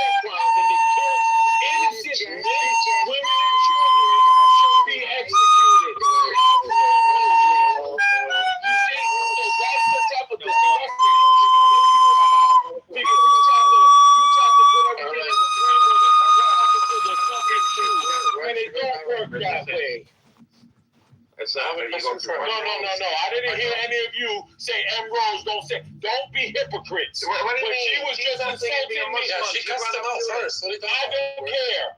She insulted me and called me out my name. So now I'm gonna talk the other way. You can insult her, but she's acting like an animal. You don't have to mention that she's Jewish. You never said anything about you being Muslim. But she is Jewish. But she never said anything about you being Muslim. So no, but she's actually very Muslim. But she spoke about the Holocaust once again, and then she tries to conflate war criminals to innocent victims. This is like a multitude, and that comes from a fucking background as an Israeli. I'm wrong. I have a question. People who slaughtered women, children, elderly, compared to innocent, to people who targetedly, deliberately killed people. How is that the same? Let me take that in, brother. I see Edward is right when it comes to she's a Catholic. Like, if you No, were to she's give a Nazi. If you were to give her a moral question of like, if somebody were to murder for me, if somebody were to murder my son, yes, I will murder them. I would. But Wednesday, why do we have to give that example? We have a live example. Does Emerald? But we have a live example for Emerald. Does she have a problem with trying and sentencing to death the Nazis? No, she doesn't. So why does she have a problem? Wait, that's not right. So why does she have a problem? She's a disgusting hypocrite. She didn't answer. We don't know. Wait, okay, so then my follow-up question would be, if she doesn't have a problem with them, then why does she have a problem with American soldiers being sentenced and tried for their war? Or Israelis. Is it just, is it just, Benny, is it just because there's millions of them? No, actually, she made it pretty clear earlier that she's against capital punishment. Even for the Nazis? Against the Nazis, she is it. If she's gonna be morally consistent, she would do that. But that's the point. She said, period. Okay, fine. She said even for the Nazis. Okay, so what is this? She just did in the chat. She said earlier that she's against capital punishment. She did in the chat, Benny, right? Just Yeah. put it in the chat. So, okay, great. Yeah. And by the way, like, this is not that. I think the Nazis all should have died for their crimes against innocent people, just like I believe that the Israelis. Just like the Americans. Is this what's right? I can see it. I know, but you're giving them mercy by just killing them, honestly. No, you're not, because this is, you gotta understand, torture them? my rules of, I understand what you're saying, so that's fine, that's your standard. My standard comes from God. The law of God says man should not take innocent life. And if man or woman take innocent life, they face capital punishment. That is not a standard. So what I'm saying, yeah, that's fine. But I'm just trying to let you see my side of it. Is that the support of this earth? No, the support of this earth. Wait, and then they're gonna end up, since you're a believer, let them get the even worse punishment than that. No, they forfeited their right to live when they killed other innocent people. Sorry, doesn't work that way. We are going to carry out God's laws. That's how it works for me. God's laws supersede every human laws. And once again, they commit war crimes, we put them on trial, and if they are found guilty, capital punishment. Yeah, no one said you just killed them. That's not how Islamic law works. That's what I said. They're found guilty doesn't mean automatically they're put to death. You can't just first of all, there has to be a certain standard of evidence, right? So you have to, on a case-by-case basis, bring enough evidence. Hey, we're saying we have the evidence. We're saying we have the evidence. We have doctors. We have video. We have many different things to show that these people were purposely executing innocent lives. Yes. And in Islamic law, anyone found guilty of that, it is capital punishment. Even then, no, that's not necessarily the case, right? So you would actually, even under Islamic law, there are people, the murderers, that do not get executed, because it would depend on how the family feels, right? The family of the executed. Oh, of course. Well, if the family is saying that they want mercy for them, then yes, that is also part of the payment. So it's not just corporal punishment all around, right? Yes. Give me the money. Trials. I want the money. Give me the money. Where is my money? Give it to me. It's a very high bar. Where's my money? See, I'm concerned. Give me my money. Money. People, she wasn't just talking about. Where is my money? Give it to me. You were saying anybody who served in the IDF. No, not every single person. Anyone that's in the IDF who's been, they has evidence. That's not what you were saying earlier. No, he gave the example of the cook. And he said, commit no damn war crime. That's why I ignored that so hard. You didn't say no at that point. You said anybody. Because I'm not listening to nonsense because everyone knows a cook, if they're cooking, what does that have to do with killing people, innocent people? Because they're supporting the people that are killing them. No, they're not. They're in the military. Yes, they are. They are providing sustenance for those in order to commit war crimes. So that would have, and they will get the appropriate punishment. Can you bring up Prince? And that's what we're trying to say. So if you actually do the due diligence and go through the whole legal process, you're going to end up with a minority of people that you can actually. We're using the Nuremberg trials and the Tokyo Nuremberg only tried the officials. They didn't try the soldiers beneath them. They only tried the top officials. Well, it depends on the severity of the crime that was being alleged. I'm saying the Nuremberg trials only passed judgment on the officials because they saw that they saw that these people were taking orders, so they should try the people who took orders. No, you haven't read into the Nuremberg trials. The majority were not officials. The reason why. By the way, it was actually taken off the table. Who cares about the Nuremberg trials? What I'm saying is, because we're using it as a precedent. Yes, but I'm saying is, if you're saying, if you're gonna let this finish. The resistance, you said everybody that served in the IDF that supported the Israeli regime. And I told you that's millions. That's what you said. In addition to the if you actually read into the Nuremberg trial, people try to find that tomorrow I was ordered to do so. And once again, I just said I will correct what I'm saying. It's very simple. People who are committing actual war crimes, not common cooks or people who shine books. Okay? Then we have one last one. People who support the Israeli regime. Just correct Just like a lot of things that he says are wrong, you recognize that that was wrong. Now, if we're going to lose the Nuremberg trials as a precedent.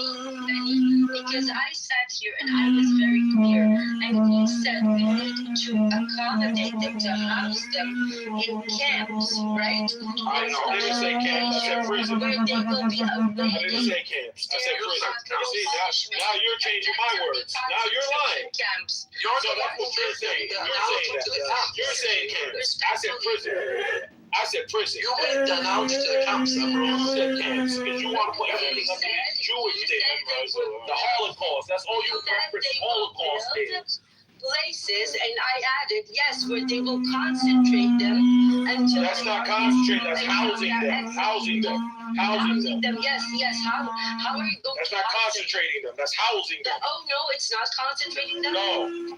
No, what are you doing? No, because once again, hold on, let me break up. Concentration camps, what concentration camps were, places where they concentrated innocent people for execution. Prisons are housing places where they put alleged criminals. Terminology. And do you not understand what a criminal is? Every prison in the world, according to Ambrose, is a concentration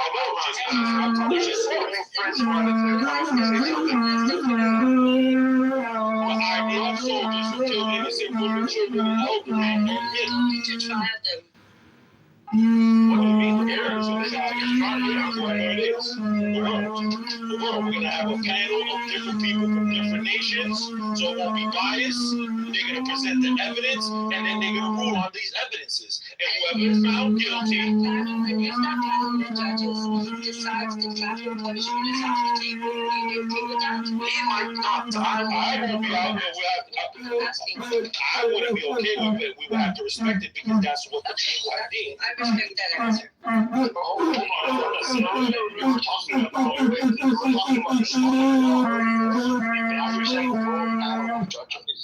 Never had one lesson. That's not what he said, Benny. He said this is his belief because he's a Muslim, and that's what he thinks should be carried out. No, but he's also saying that he's a Muslim. I really can't figure out how to play this flute. These Iranians really know how to play this. International body will not be using Islamic law. They will be using international law. So they will be using the Nuremberg trials and the Tokyo trials as a precedent. Sure. You want me to be honest with you? If it was, he just told you he's fine with it. If that's what happens. Benny, there's a difference between what he thinks should happen. Let me kiss seriously. I don't. He's not alone. I'll be honest. If it was up to me, the only people that would be on that trial board would be Palestinians and Israelis to see who the real people who really want justice are. Honestly, I think Ambrose has been pretty consistent, guys. Like, she's just saying what she believes. So, like, you know, she's a dissenting voice. She's an ally to us.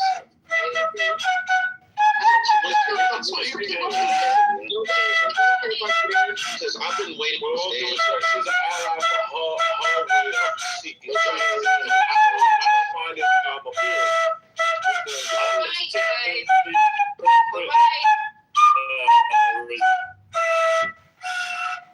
Is he in the Matrix? Yeah, he is. Okay. Doom could go and then Prince goes, right? Then Prince. So I've been listening, and you know I can understand birthing resistance because I'm Muslim as well. But I'm not going to give the classical argument that you typically hear on Clubhouse or social media. I'm going to go another route. So I think the problem that I have when it comes to war crimes and things like that, which is why the UN criticizes Israel, distinct from Judaism. We're not going to make this a religious discussion. My critique is that when you're talking about a right to live, because I've been in places where there were Zionists, hardcore Zionists saying, like, we believe in a two-state solution, we believe in right for Israel to exist. Okay, fine.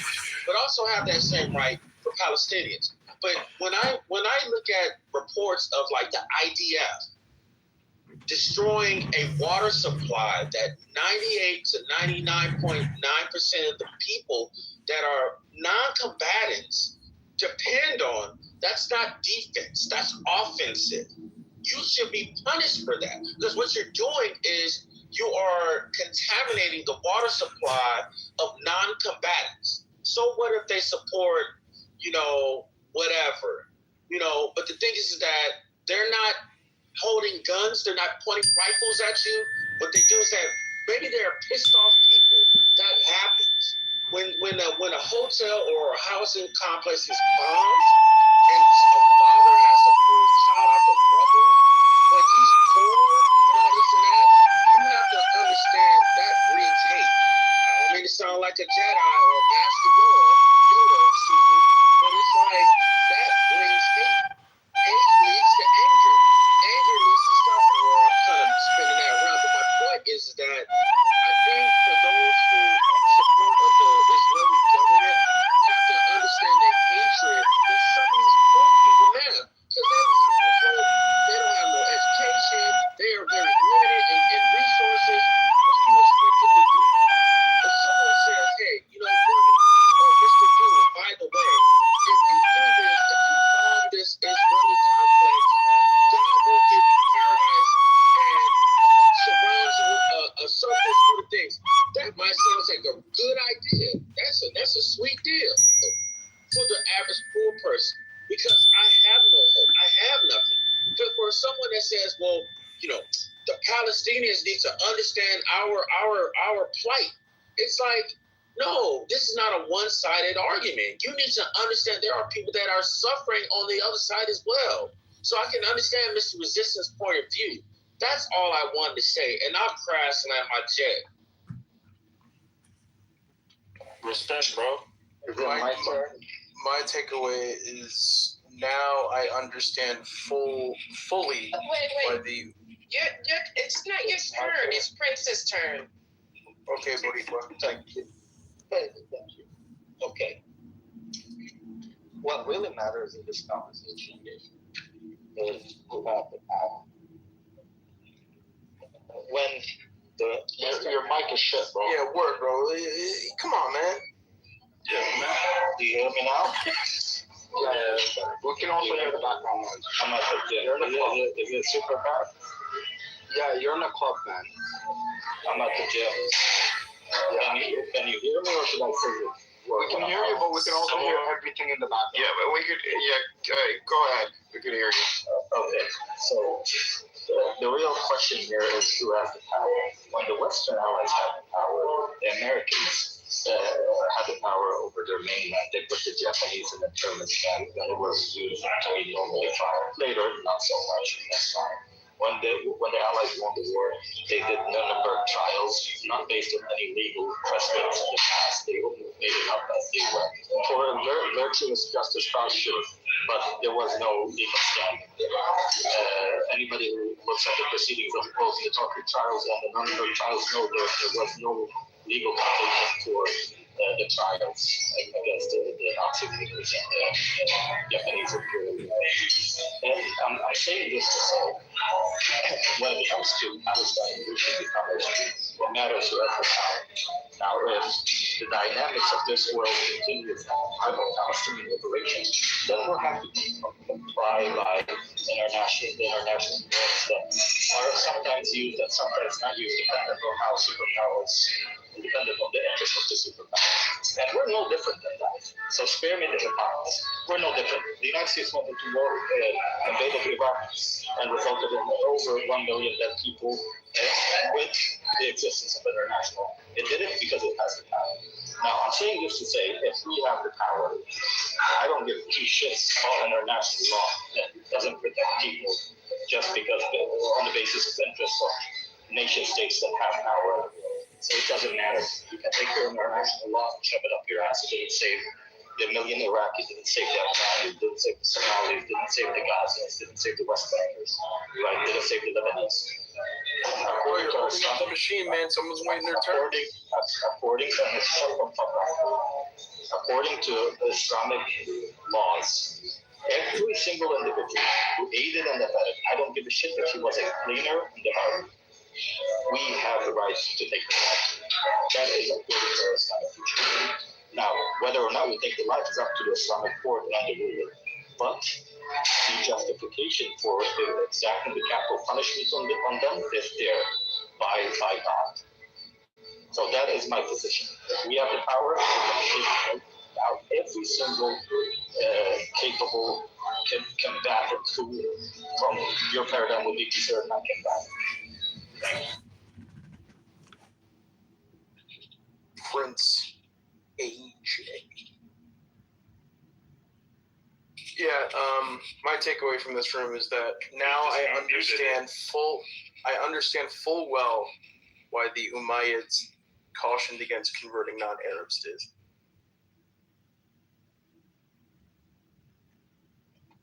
Anyway, we can move on. That was racist. Really? You just want to move on from that? I mean, we know it's racist. We know it's racist, and we know it's cool. You're right. You're right. Don't tell me that. It's like a flea. You can't get rid of him. This is history. It's what the Umayyads did. He is like a flea. We can move on. True. Next. Move on? Really? This is just normal? What's the problem with what he said? I don't get it. Maybe I misunderstood. We have genocidal Zion comments and crazy stuff. That's not normal either. Yeah, Black Rabbi talks about killing That's not normal Palestinian either. I don't understand. I literally wrote it today. Yeah, but you can't compare what I just said to what these people say. Yeah, but what I'm proposing is very reasonable, away from the theological argument. Oh, she's talking about friends. Yes, it is. Yes, it is. Anybody helping the sustainability of the enemy army is a target. Is a legitimate target. Cleaner, cook, nurse, doctor, I don't care. Legitimate target. From a non-theological perspective, I can make this argument as an atheist.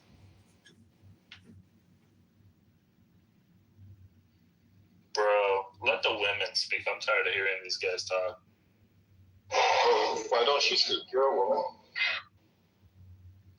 Never mind. I'm not gonna say what I wanted to say. It's okay. I'll just be the bigger man. It's normal.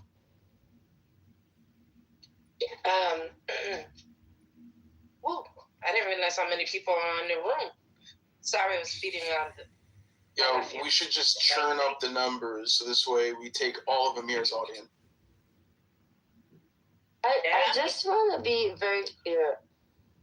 I have many Muslim friends from many sects. I've never heard anybody evoking that type of a Muslim narrative. Like, very, very because they don't know. This is definitely not It is. Go look it up. a representative of what I know.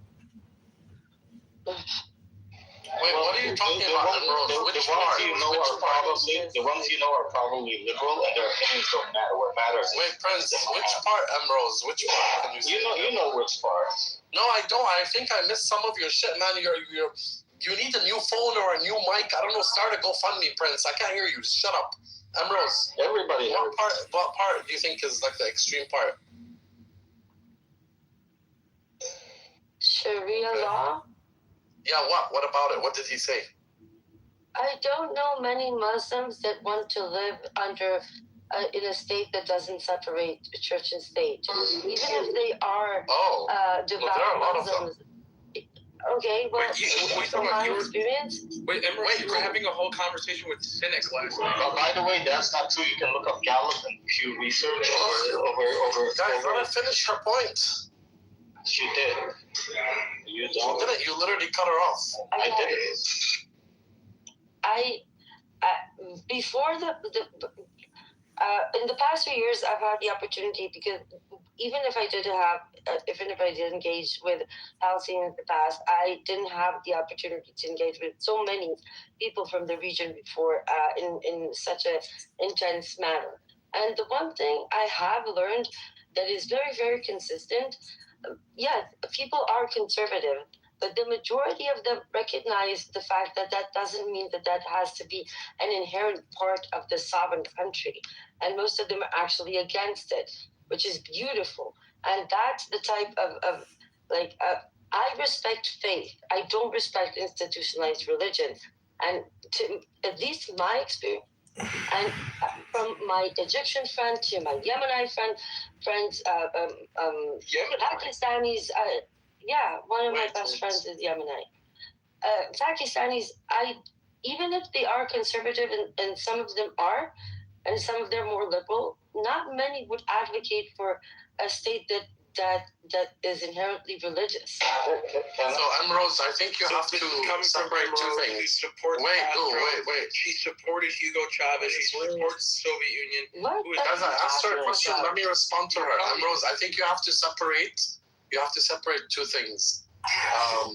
Advocating or like being like, as a Muslim, I'm not gonna live in a country that doesn't have Sharia law is one thing.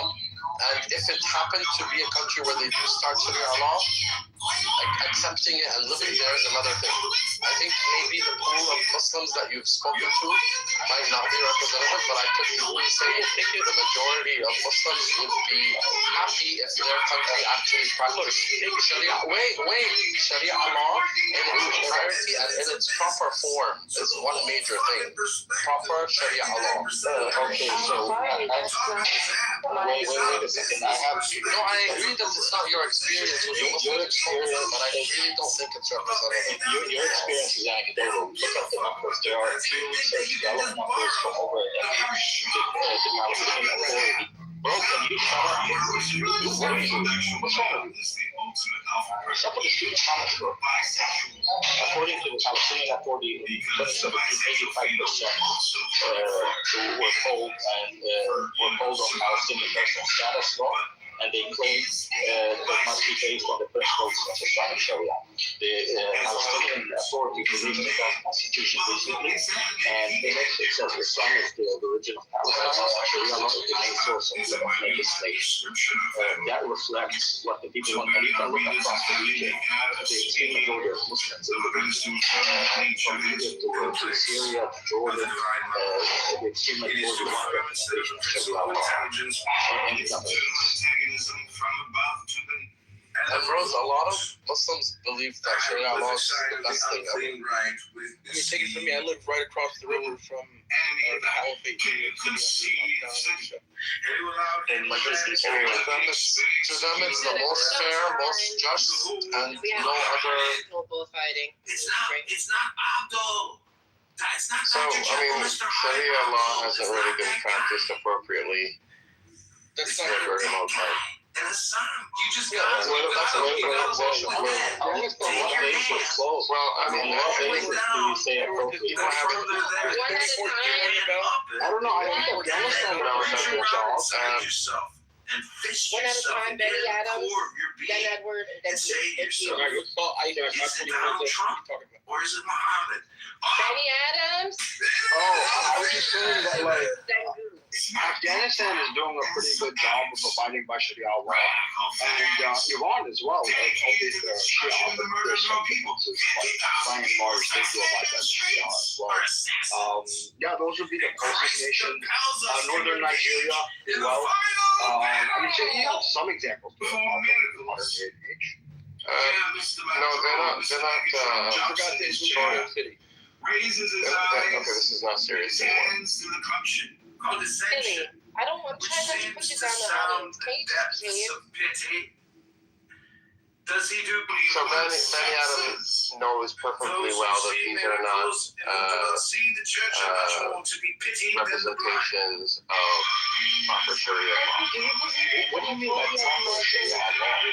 Like, as a people, the majority of Muslims, the majority of the 1.8 Muslims in the world would prefer to live under Sharia law? Yeah, I do. It depends on how you define Sharia law. So I think Sharia law is Sharia law. We can't have a conversation of right. Well, you can't say Sharia law is Sharia law. What I'm saying is maybe we should ask Rose what are some things that she's heard about Sharia law that she thinks is so outlandish. Wait. That Rose thinks is so outlandish that the majority of Muslims believe it. Like, if you tell me the majority of the world agrees and believes in whatever Zionism, I'd be like, what the fuck? There's so many weird shit in Zionism. The thing is that the concept of Sharia law is not what terrifies me. Because I think I'm the only person on stage or maybe one of you actually lives in a country that has Sharia courts. I'm probably the only one that lives in a country that doesn't separate churches. I said I'm not, I didn't say I'm positive about it. So I understand that Sharia law is not this crazy union that everybody makes it out to be. And I also understand that the concept of separating church and state is paramount to equal just liberal society. Okay, why? Sharia law, to me, Sharia law is just as bad as the rabbinical law today in Israel.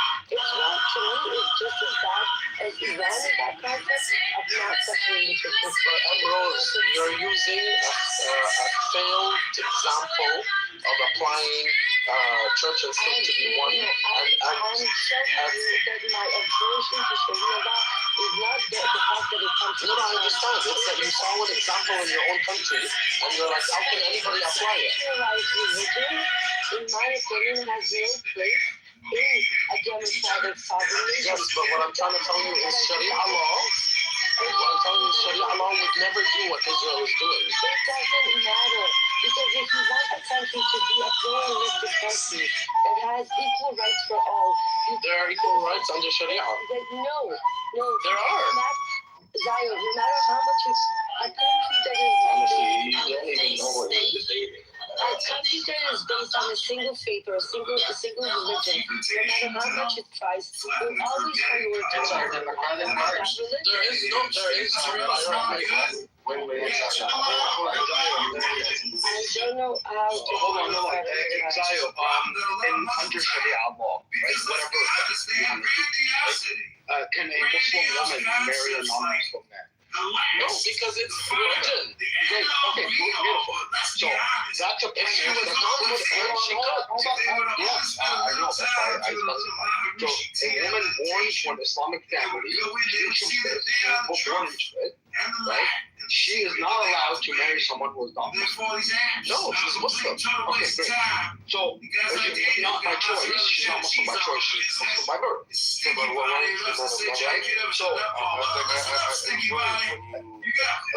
on. So that's bullshit. This is reality. Why is a woman?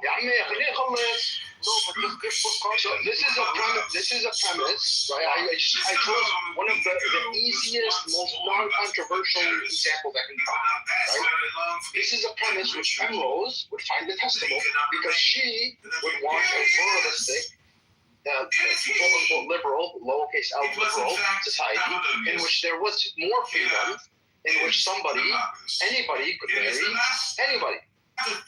Yeah, but that's not true. As long as there are adults.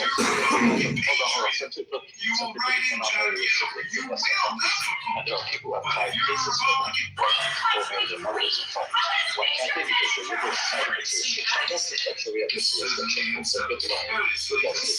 so now you're equating okay, so I'm pretty much a Muslim woman, right, marrying a Muslim man, a non-Muslim man, is equivalent to somebody marrying. Nice try. She's not gonna marry a non-Muslim. No, there are plenty of Muslim women who would they're not Muslim. That's true. Wait, one second. Not really, no. Like what? Wednesday, can you let Susan up? Explain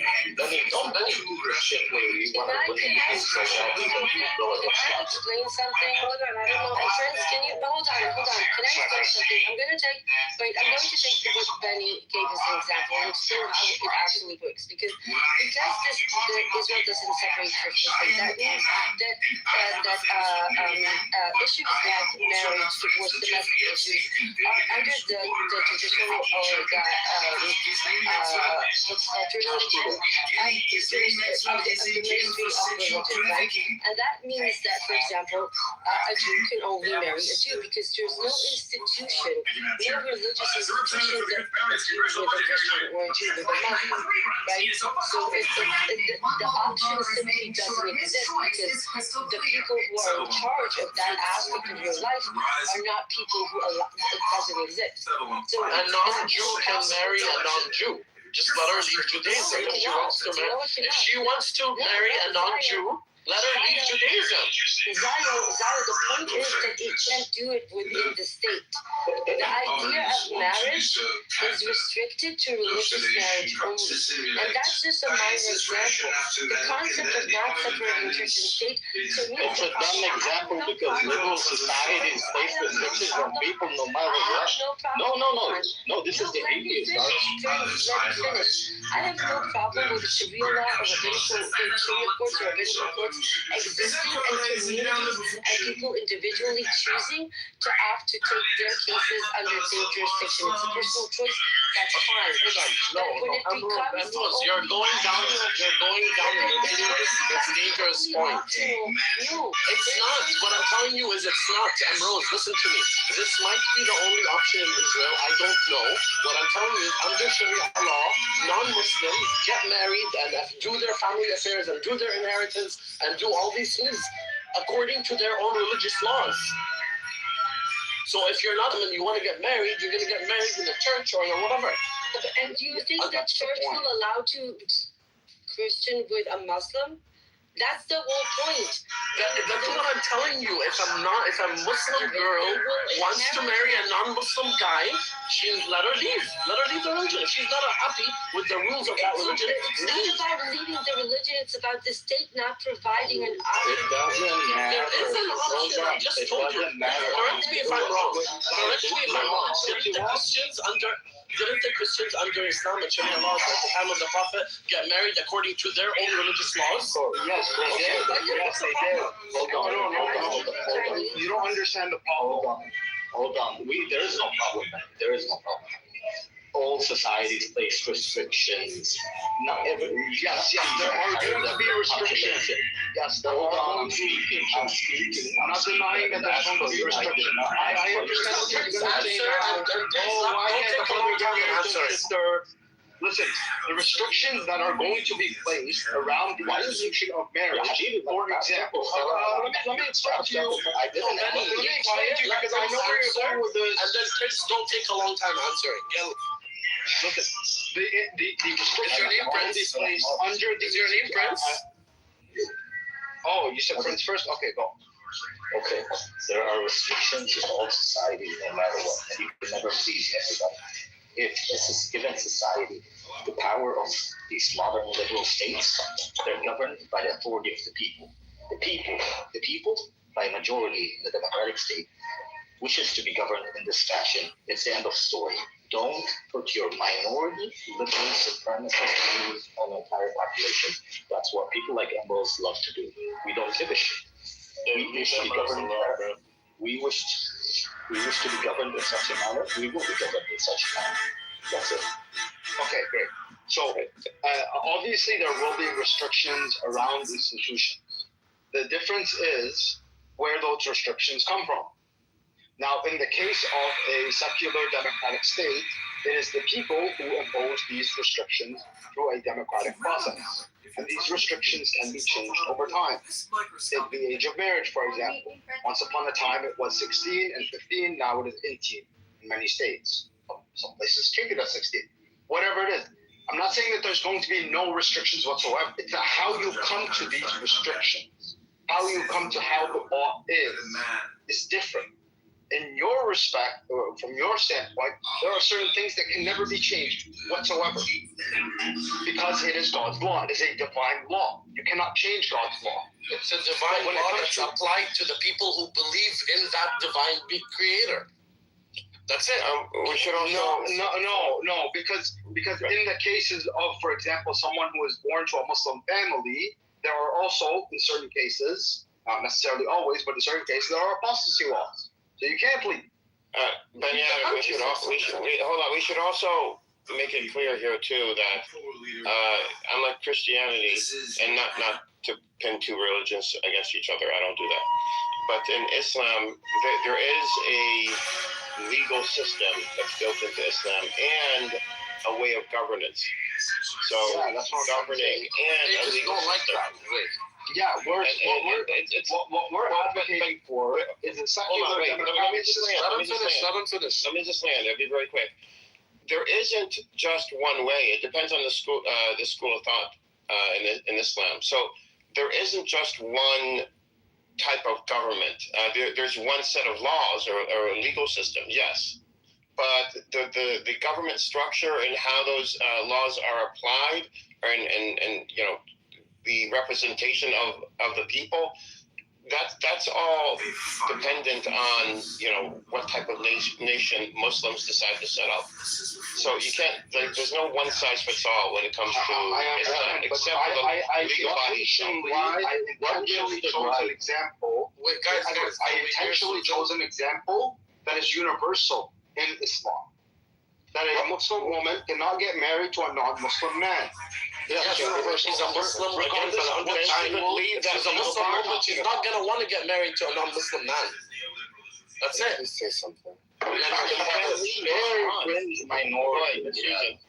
Wait, but let's assume here. I just want to add something quickly before that. like everybody, not only in Clubhouse, we love to talk about Sharia law and like nitpick the challenges in it. And we leave the bigger picture. Okay, let's look at America.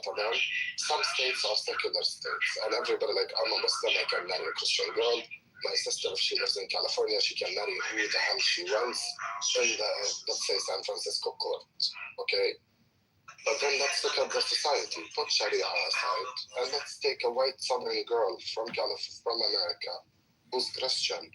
With her family, let her marry a brown from Pakistan or Afghanistan or Palestine. No, she will go against them. Okay, let's look at Arabs in a secular state, any Arab secular state. Imagine, hypothetically speaking, Arabs suddenly decided, hey, we want to become secular. Let's separate Sharia from all the laws that we have. No family on planet Earth who's Arab will allow a Christian girl to marry a Muslim guy or vice versa. Even if there's secular Iraq and Syria, that wasn't allowed. It's the family, it's culture, it's not the religion, it's not Sharia. Like Amrose, what's your religion, if I may ask? I'm Jewish. Okay. Yeah. Do you think your grandfather would be fine with you marrying a German Christian? Whether her family is permissive, it's irrelevant. It's completely irrelevant because we're talking about the rules of the state. Well, hold on. My father would have not had no issues with it. You see, Susan, never ask a question if you don't know the answer. But here's the thing: there are what gives the states the freedom to prevent me from making business with Russia, China, or Iran? Where's my liberal freedom? What makes the state prevent me from certain speech? It's the same thing. There are restrictions everywhere. Accept it. You just don't like it because it's Islam. We're not saying there's no restriction. Yeah. You don't want this restriction. You don't want this restriction. You don't want the Islamic restriction because you're an Islamic. You are an Islamic. Guys, one by one. Are you done? An anti-Semite? Okay. Listen, because you're advocating. Nobody here is advocating for anarchy. What we are saying is we want a system of rules and laws in accordance with the will of the people. So live in a country where the will of the people is We are a hypocrite. The will of the people is Sharia. What if that will change? Prince. Good life. Benny Adam, what do you care if a bunch of Muslims rounded themselves up, went to a country, and established their law with Sharia law? شو دخلك? Don't live there. You're not even Muslim. You mean like Zionism? What do you? Not like Zionism. What do you think happened to the people living there? What? What do you think happened to the people that were living there before these Muslims? I didn't mean like they're going to displace people. I'm saying now, for example, I live in Kuwait. If the whole country decided we want to be fully, 100% Sharia law, what the fuck do you care? What do you want? Okay, listen, that's fine. That's what I'm saying. Did we ever say we're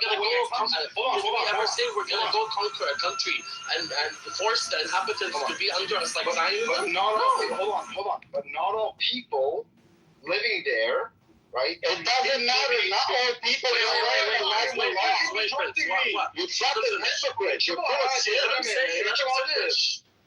What? Not all people Yes, there. because the majority of Israelis believe that it's okay to genocide and ethnically cleanse Palestinians doesn't make it legit. Yes, and where is the genocide or ethnic cleansing that's happening in Sharia law? That's not the point. You spoke about. Listen, you're traumatized by your ethnocratic state, and you're pushing it on Sharia law. No, Zion. Which you've never experienced and haven't seen a modern example of, so you can't judge it. No, it's not about Sharia law. Quit making about Islam. It's not. It's about the concept of the will of the people. The will of the people is Sharia. The majority of the people vote in Sharia. We want Sharia. We want Sharia. I don't understand. Because they're supremacists. Sharia. They are in America. We want supremacists. Sharia. We don't want nothing else. If the majority, listen, if the majority of the people are willing to force the minority to live under a law. That's what democracy is. Wait, That's not forcing. It's democracy. Prince and resistance. Hold on. This is the misunderstanding of democracy. Democracy is the rule of the majority in protection of the minority. If you break that, it becomes fascism. How does Sharia law not protect the minority? Because the minute you force a minority to live under a religious system of a religion it doesn't subscribe to. How am I forcing it? Now I have a country and I have Sharia law. I have a country and there's Sharia law here. And you as Emerald, let me ask my question. And you as Emerald are living there. How is my Sharia law infringing on your rights and your protection?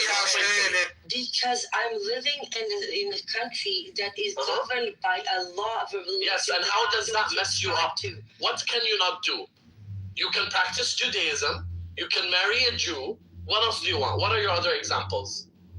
What can you not do under Sharia law as a Jew? Zion, the thing they can't marry other women. Listen, you need to understand that this is not about religion or the other. I understand your point. You're saying the system. No, Zion, please let me finish the thought, okay? You need to understand that these systems never end well. We've seen this happen over and over in history, and it's not because there's something inherently wrong in Islam or Judaism or Christianity. It's because that's human nature. We are very susceptible to being corrupted by power, and if we neglect to uphold the principle of rule of the majority in protection of the minority, we always end up with fascism. It's not just about the voice of the majority. It's understanding that as a majority you have a responsibility. Listen, no. It's about understanding that right now you might be the majority. So, but if you take into account the fact that one day you might be a minority, how would you like to be as the minority? That's how you treat the minority when you're the majority. I understand your distinction. Listen, Rose, I'm not saying you're against Islam or you don't like the religion or you're saying that the religion is doing bad things. I get that. I never thought that anyways. I understand. However, there is a distinction here. Right now, in today's world, if you tell me some random Arab country decided to do Sharia law, I would be very worried. Because like you said, I would be worried that they're going to use Sharia law, be under the guise of Sharia law to push corruption. Because that's what a lot of countries are doing. Same thing with the West. And this is exactly what Zionism did. So yes, in principle, I agree with you. That's why I prefaced this whole thing and said, number one rule, if Sharia law was practiced according to what God intended it to be, we as Muslims believe it is the most just, most beneficial law to humans. Will we follow it? Wait 1 second. Now, I'll explain. Wait, no, hold on. I would like to say something. If it gets, after Prince. If we follow it, Prince, I've been waiting. we're good. If we don't follow it, could we not follow it? Possibly. Could there be a corrupt leader that's going to say, I'm going to establish a Sharia state and use it to his power? Yes. But in modern day history right now, we have no example of Sharia law. You can't say what you're applying to Zionism and apply it to us. You can't. Edward, then Prince. I'll be quick, and then Prince, you can go. I just wanted to say, hello. So I just wanted to say, when it comes to Sharia law, when it comes to Islam in a nation, it is a moral code that Islam provides. That state. How and what I've heard here that's been conflated is representation of the people and all minorities versus majorities. These things are not. How should I put it? A state has a choice under Islam how it wants to govern itself, as long as the moral core of Islam is a part of that state. So you could have a monarchy versus a almost secular democracy, an indefinite democracy. You could have full representation as long as it doesn't go against the moral principles of Islam. So it's not about minorities and majorities. You can have a minority Islamic. Is that big lie? Minority Muslim Muslims in a country. Big loud. Oh yeah.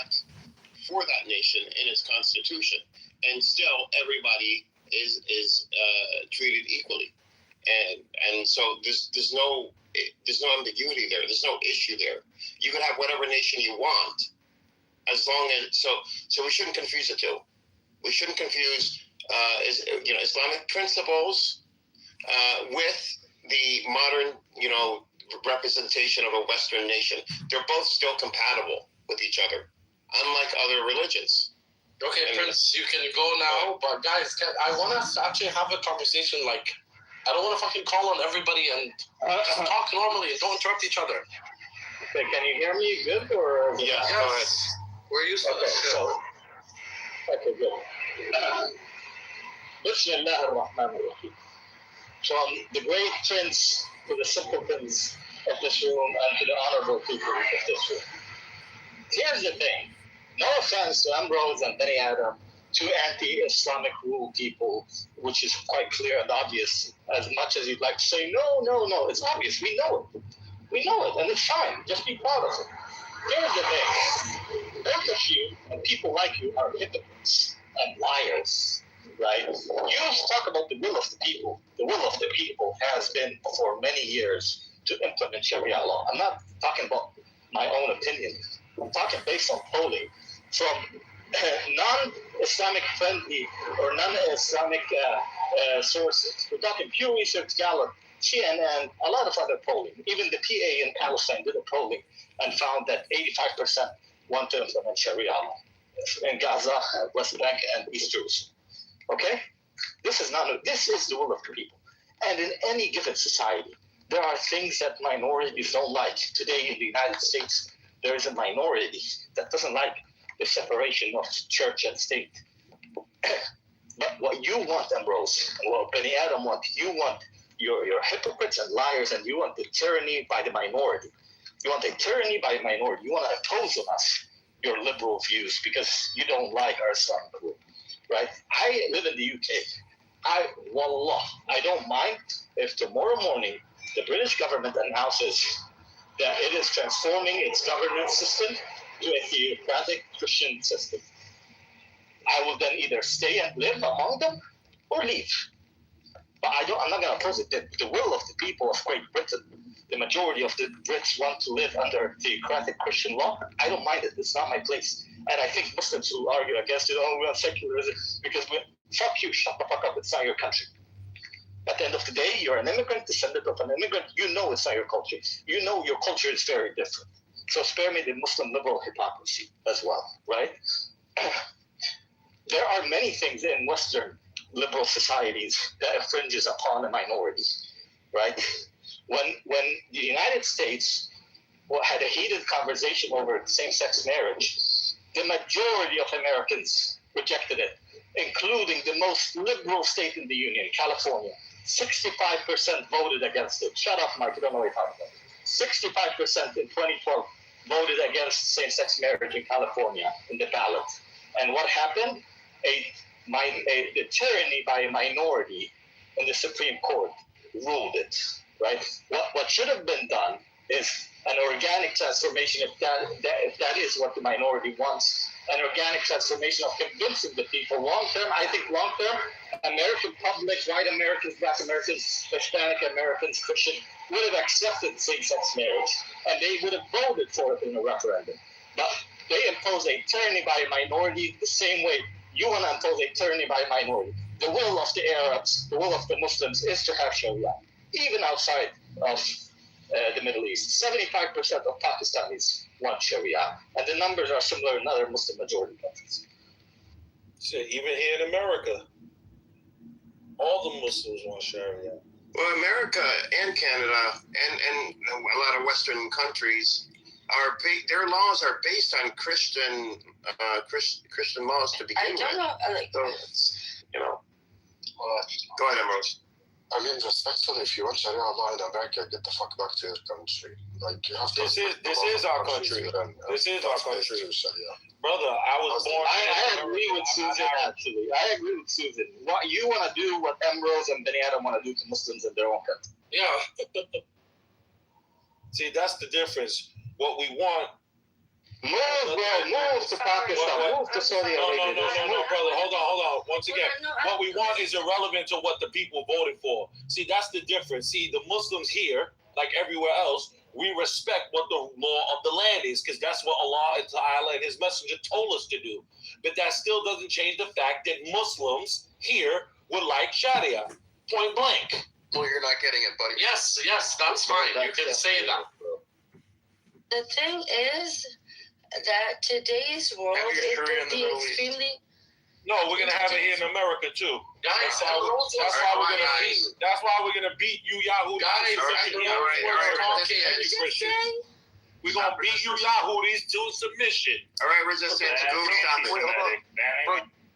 That ain't anti-Semitic. Rose was talking, guys. Okay, she's gone. Next. Let's just try not to be anti-Semitic, guys. Come on, let's just have. It's not anti-Semitic to say we want the Jews or the Christians to become Muslims. What's anti-Semitic about that? It's just you said something about. You said you want to beat them. I didn't say nothing about filthy. What the hell is wrong with you people? She's gone. She's gone because this aggressive Muslim man is threatening Jews, which is not cool. I didn't threaten them. I make promises. I don't do threats. Resistance. But you got your how about that? You ruin your entire narrative. Nah, listen. What ruins it is people like him did. They speak against Islam and they speak against the laws of Islam. Can't hear you, Prince. I don't respect people like these people. What the fuck are you talking about? So why don't you go back to wherever, gay Tel Aviv or wherever you guys want to be? You guys go there. He's Palestinian. Muslims don't want to be there. We don't care about those places. He's Palestinian. Hold on. Are you telling me that there's not Palestinian people who are secular? That do not practice Islam? Okay, then. I don't care for them. Bro, guess what? Why didn't you take up arms to join the caliphate when ISIS was taking over in the Middle East? Oh, no, you couldn't. First of all, ISIS, they're not Muslims. They commit crimes against Muslims. Okay, that's a sin, but they're still Muslims. It's a major sin. It takes them out the fold of Islam. And yes, it does. Muslims that kill other Muslims do. Not practicing doesn't make you secular, by the way. Just want to put that out there. I'm telling you, find a single scholar who takfired ISIS you won't. Are you nuts? Of course they have. No, they are. Yes, there is. I'll put it in the chat now. No, you can't tell me nothing. Yes, I can. I know more than you do. No, you don't. Yes, no, you don't. Yes, I do. You don't know more than me. Well, you joined yesterday. Brother, when you practice Islam, I don't want to hear what comes out your mouth. Practice it. Can I camel back? Well, he's even an Arab doesn't make uneducated. Arab doesn't make you a Muslim. It does make you more Muslim. No, it doesn't, you white boy. No, it doesn't, white boy. It is true. I'm gonna reset the room. I'm just not a pussy, and I don't. Well, white boy makes you gay, so you're gay. Shut up, ninja. Oh my goodness. Enough. I think is it 80 Arabs only make up 20% of the Muslims. Yeah, but who has the largest contribution to it then? All of us. You really want to be honest? The Persian. The Persians did contribute. A lot of your scholars were Persian. They were. Yeah. Probably the majority. Oh, you could clear your name. What happened? Yeah, thank you. This guy, just for the fact that I told him that if you want Sharia in America, and as a Muslim myself, we have to respect the law of the country that you ran. He literally accused me of being a faggot from Tel Aviv, of being a secular Palestinian. I didn't say. You see, why do you people lie? Who's you people? I didn't say you were a faggot. I said I don't care about those gays and people who want to live in town. I didn't say him. That's where the lie is. Okay, you know where I want to go. Wait, can I clear my name? Listen, sleep better at night. No, listen, the only one who does is you and your forefathers because you submitted to those fucking Jews and Christians because you're cowards. You're not part of the Islam. You're not Mujahideen. You're a bunch of bitches. They're like going to drink. hookah and being in clubs. Drink hookah. Whatever they do. Whatever these cowards do. You don't make salat. You don't sacrifice for Islam. You're a fucking coward. That's why you move to Europe, because you want to be a homo. These are not the attributes of being a good Muslim.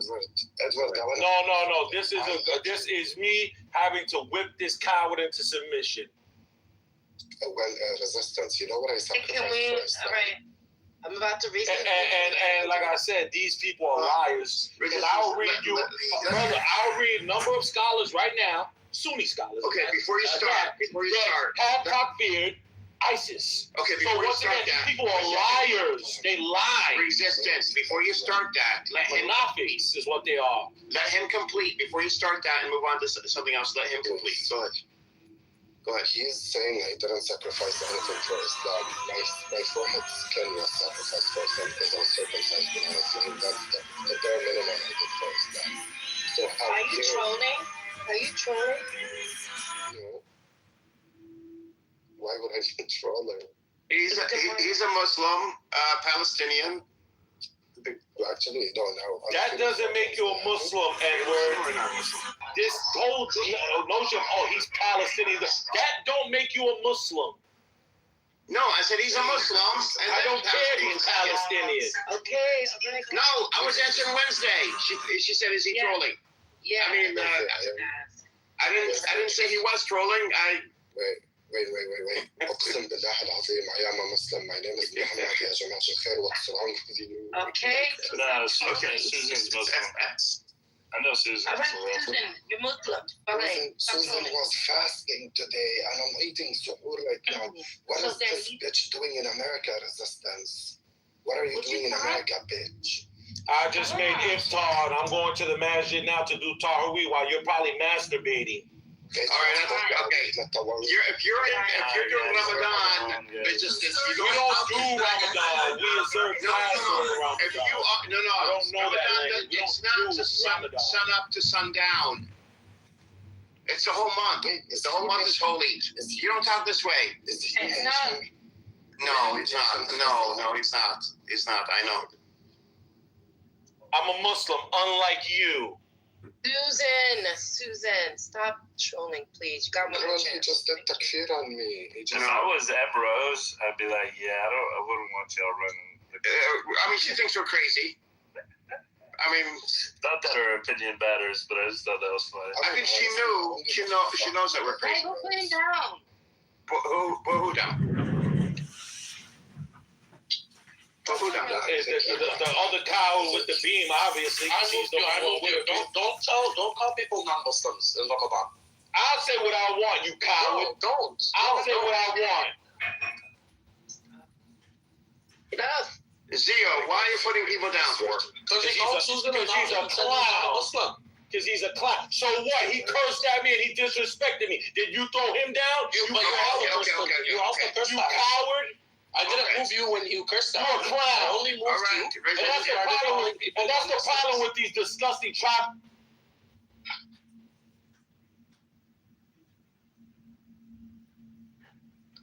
Why is everybody so upset? That's the problem with these cowardistic, tribalistic Arabs. You're not better than me.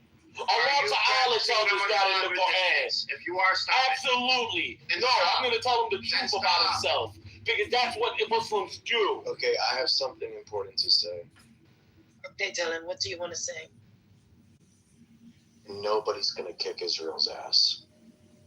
I'm going to kick your mama's ass. And also, why is Israel falling by itself? Is that what you said? What's wrong with you where you're so obsessed with Israel? Nobody was even talking about Israel right now. Wait, man, fuck Israel. All you dirty fucking Jews are gonna die. My whole fucking Iran blows all you cocksuckers off the face of the earth. Resistance. Period. Yeah, but what does it now say? I love resistance. What does it say about you? Now I love resistance. All right, don't. Brother, fuck him up. What does it say about you where you're so obsessed with Israel? We were not talking about Israel.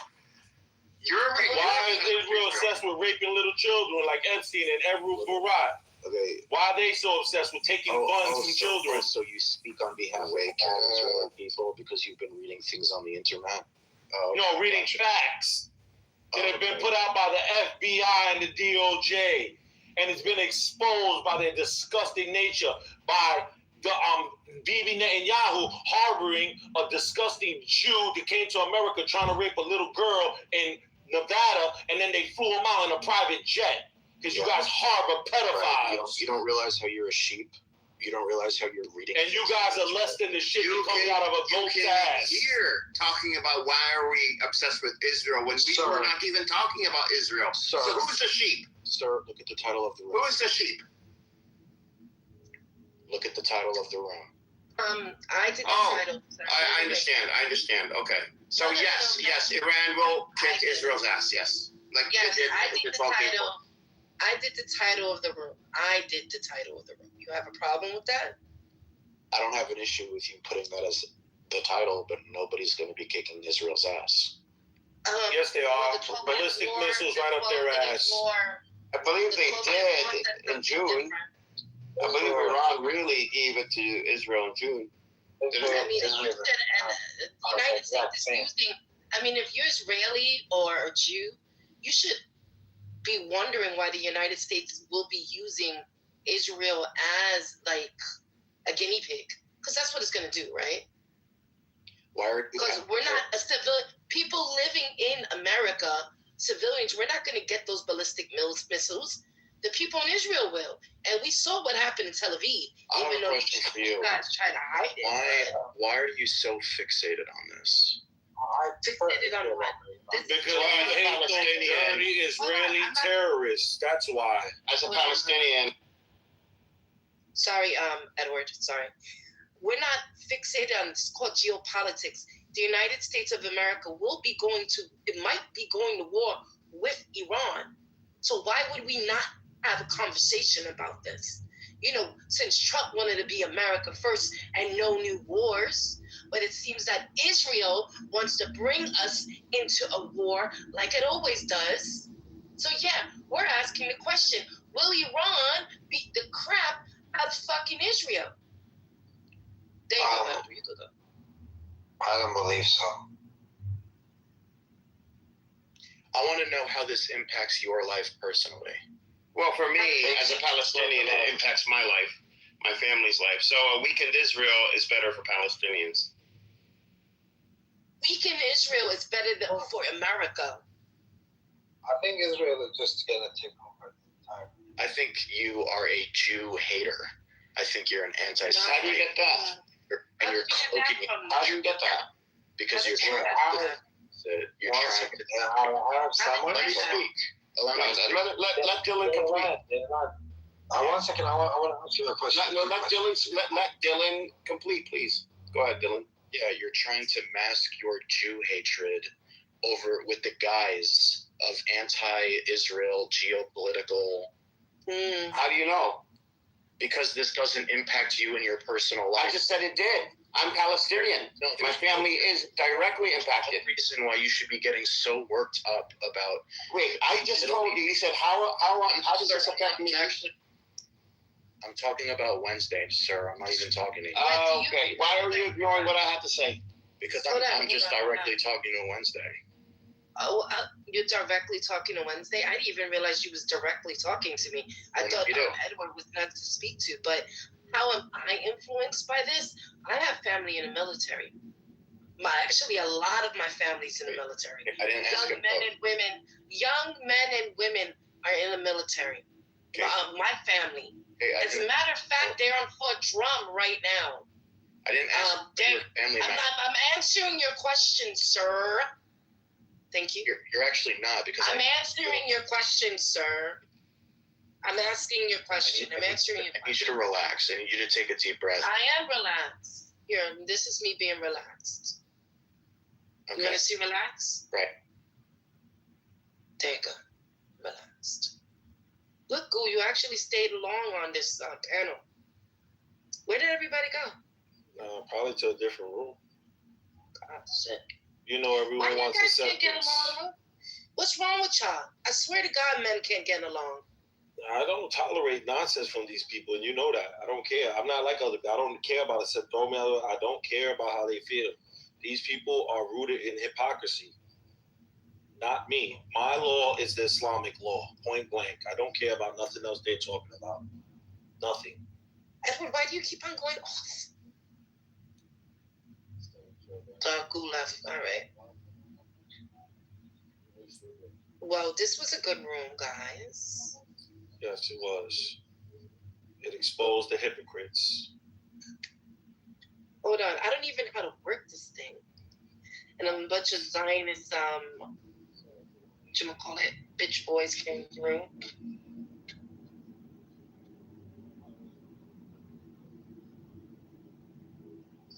What you have for iftar? Having it right now, pasta. I'm having it's called chicken franchise, the grilled chicken, the lemon sauce. Sounds good. I just had chicken. But I always had dates first. I break my fast always with dates. You should always break it with dates and then some water. Yeah, dates are good. All right, well, the room has, oh, hey, Rumi. Hey, Mickey. I'm about to make this into a lounge. Okay. If y'all want to chill with my cafe. Yeah, they all probably went to, what's his name's room? You already know. The Indian hypocrite. Oh, I don't give a fuck. You know, that's where they always run to. Mitch, come up. Oh, Mitch left. She said she'll come back. I was trying to understand Emerald's thing.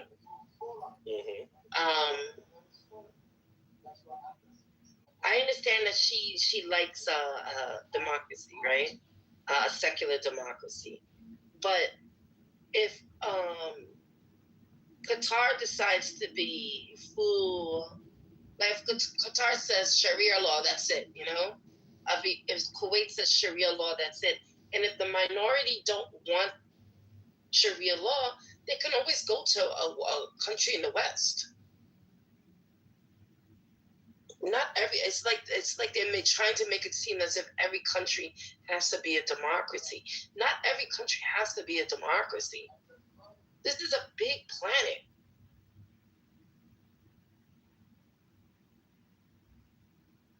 Some people just don't. If you go onto Libya, is it Libya? Mm-hmm. Under Gaddafi, right?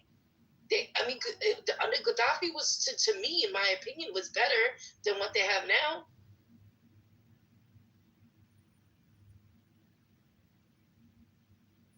After the United States destroyed it. And then the United States is not a real democracy. Don't let this lie. It's starting to be more. It's an oligarchy. It's a class system. To me, I feel like they're trying to put feudalism back. I was working the land again, taking away all the people who actually do work in the land, and now who's going to do the farming and stuff like that? AI is taking the jobs and stuff, whatever. Anyway, y'all quiet. Oh, I'm listening to you. That's why. I was saying that that's all they think about. That's the problem with people like M. Rose and many of they think Western values and these European values are all of sale. Yeah. Crazy. My all is say all is God's law. That's it. The Quran. That's it. I don't care about nothing else. Too bad. I don't care about those idiotic companies. You're in America. You live in. I don't care. I'm a Muslim. It's not though. If the people of that country want a secular country, then the majority will rise up to have a secular country. Mm-hmm. And if they haven't, so. But that's just what I think. Not everything is about democracy. Some places just can't do it. The people like to be led. All those people are sick. She's sick after I heard that. Oh, your people, the Jews in the IDF, could go kill innocent women, children, and the elderly, and their punishment is what? You just want them to be in prison? to watch soap operas and drink and do it. That's why. Pass my ass. I know. I mean, I don't believe in. I do. Pacifist. I question it. You know what's so crazy? Then she's a hypocrite. Then she's not. This is what I mean about them. They're liars. Then you're not Jew, because the Jew is literally the ones who observe the law that was given to Moses. That's what a Jew is. That observes the Torah. You people are not Jews, because even in the Jewish Torah, capital punishment is allowed. It is a ruling by the Almighty Creator. She also lives in Israel, so maybe she doesn't understand the prison system in the United States and how. She don't understand reality in life. That's what she don't understand. It's for let alone, and, this other stuff. But until they kill, God forbid, until they rape or kill one of her mother or sisters or her daughter, she ain't gonna learn. She's gonna have to learn the hard way. I think it is. You see, it ain't her family members that's happening to. That's what the problem is. And then she wants to come with this fake sympathy. Oh, the Palestinians understand. I can't know what they go through. You don't know shit about what they're going through. Let alone do you care, because you don't even want them to get justice. Imagine that. You care so much, but they can't get justice. Please. Mm-hmm. Oh. Have you seen that series Peaky Blinders? Of course. Who the hell has never seen Peaky Blinders? Okay. You know, they're doing a movie, Peaky Blinders, on Netflix. Mm-hmm. The Immortal Man. I can't wait. Late to the party, baby. I'm not late. I've been watching Peaky Blinders. Oh, okay. You watch Boardwalk Empire too, then, right? No. Oh my God, you're late, like I said. Yeah, you gotta watch that next. Watch Boardwalk Empire. I'm still doing the James Bond thing. My ADHD made me drop it for a second. I think I'll go back onto it. Plus, there's other things. Bridgerton came back on. So. You never watched The Gilded Age? Yeah, I like The Gilded Age. I'm about to say, The Gilded. I find it fascinating how New York used to look back in the day. My favorite shows. Oh, did you get to watch the new The Night of the Seven Kingdoms? The new Game of Thrones? I finished it. Yeah. That's the shit. So Egg lied and said that his father could give him permission, right? Yeah, little Egg is crazy. Little Egg on. Wait, didn't he? But he lied. He said there were 9. He told, what's his name, Duncan, there were 9 kingdoms. And he was like, they were 9. Well, he's counting it because he practices it all, even though the veil is part of the reach. But he's just like, you gotta remember, it's like a different time compared to.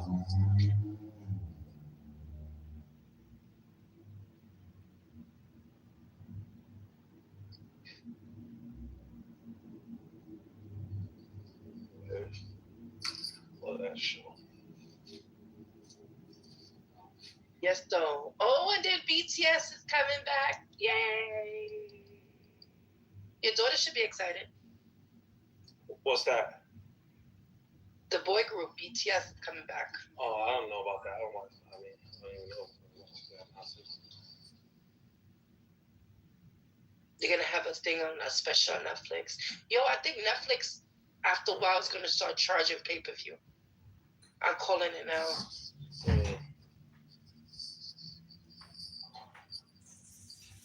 Calling it now. And people will pay too. Hey, Yakov. Let me see. Robin? You want to come in?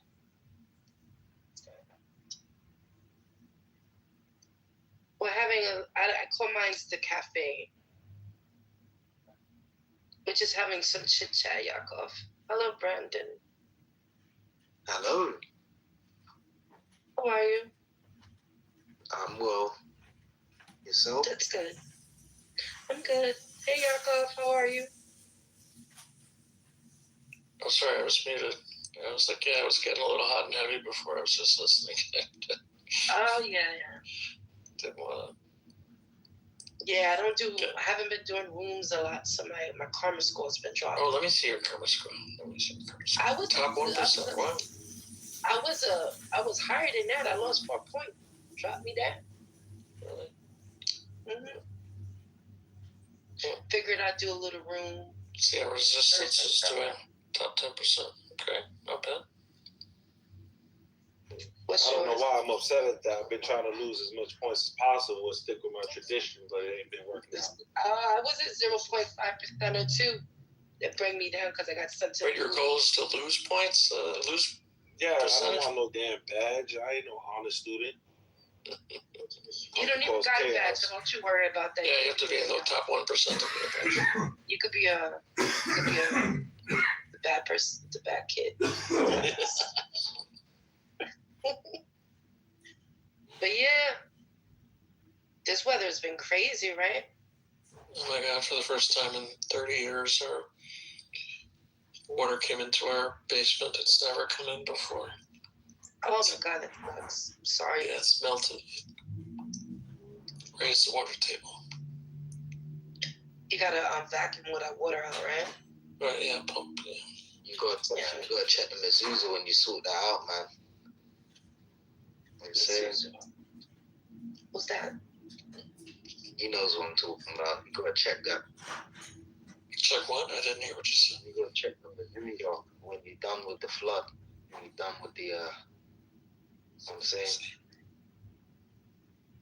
I'm confused. Yeah, I don't understand. Listen, leave Yarko alone. He's yeah, he's cool, man. He's cool. I ain't playing with him.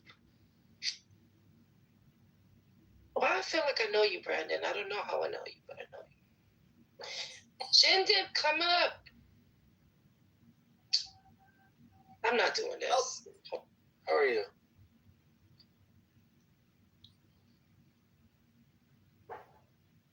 How are you? I'm okay. How is New York? Under a lot of snow. And once the snow melts, there'll be lots of dog poop all over the place. He's absolutely right about that, though. These people, they don't pick up after their dogs. They go and they poop on the snow piles. And then when the snow melts, there's like shit everywhere. Excuse my French. New Yorkers do have a lot of dogs, huh? There are a lot of dogs. Well, they can blame that Mandani guy now.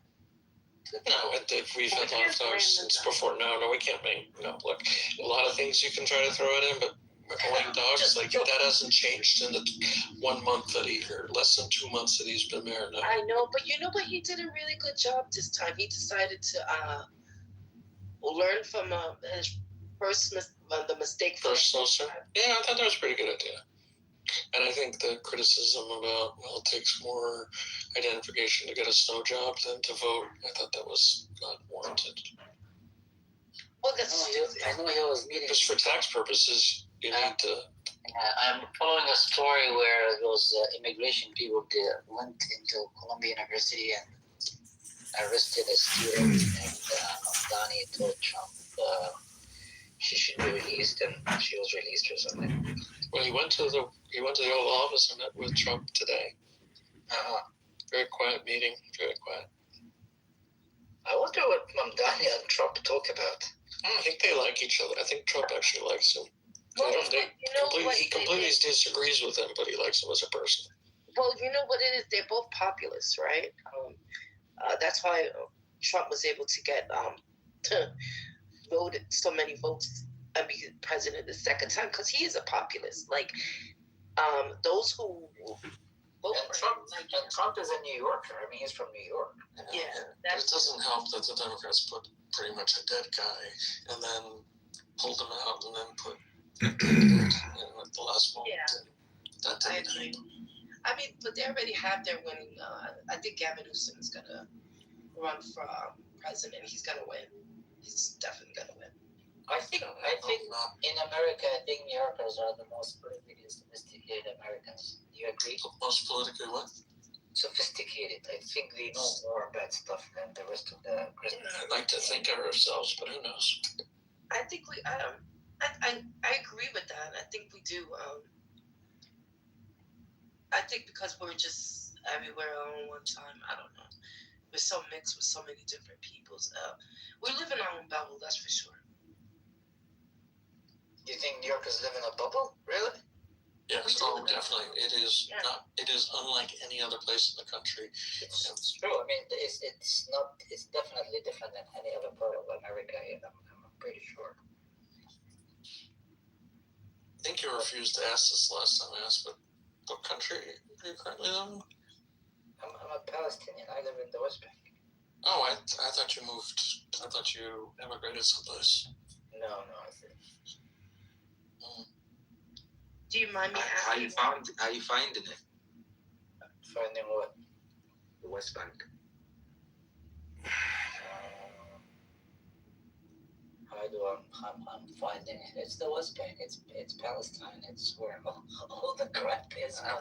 I went up and down 1987 before the Intifada. Yeah, I think we spoke before. Yeah, we went all up and down the West Bank. That was so beautiful. People. But I'm saying, how did you like it there? Like, do you love it in the West Bank? How did you like it? Like, he lives there. Like. Do I like it? Yeah, I like it. I mean, it's. Do I like it? Yes, I love the place. It's a gorgeous place. It's just a place with a lot of problems.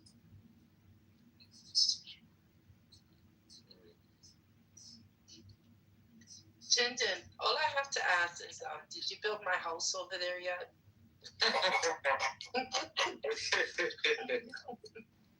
Look at that, man. She tried to immigrate. She tried to do Aliyah. I built a couple of houses. I built a couple of houses. Right, mine have to be purple and pink. Purple and pink. Now that would be very odd. I think people would throw eggs at your house. Yes, they would. No. They would throw more. Yes, they would. Trust me. And maybe throw stones. Yeah. Tell her. She'll throw stones.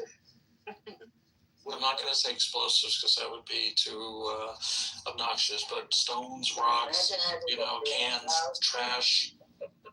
But okay, then how about like a nice blush pink?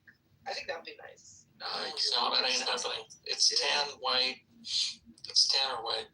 A light tan is. Yeah, It has to be like a stone color. Like, that's what all the houses are, those stone colors. Because that's just the way it is. It's like go to Italy and all the roofs are red. Ask for a brown roof and they'll look at you like you're nuts. Yeah. It's just the way it is.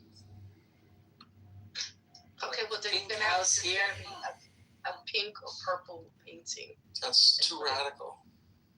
That's too radical. I see. So then everything's just trimmed with gold. We have that stone. We use stones for exactly. homes. The sandstone color. Is it everywhere? Stone is everywhere, and you have different like pattern of stones from different places. In the north, it'll be white. There's the Jerusalem stone. There's the Hebron stone. There's the Jerusalem stone is actually some of the Jerusalem stone has a lot of pink, like a pink kind of. Okay, so then I want to use that one. Okay.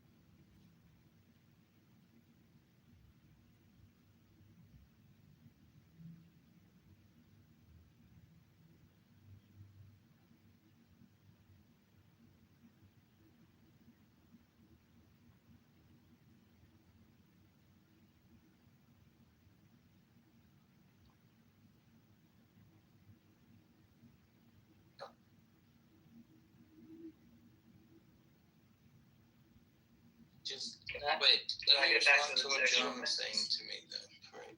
Okay, so Clausen's point here is that when Christ cried out from the cross, he didn't even say it in Hebrew from the cross. He said it in Aramaic from the cross. Yeah, you're actually correct. Right? Yeah. So that's the crazy thing is like, that's not going to actually help him with the Hebrew stuff. What if I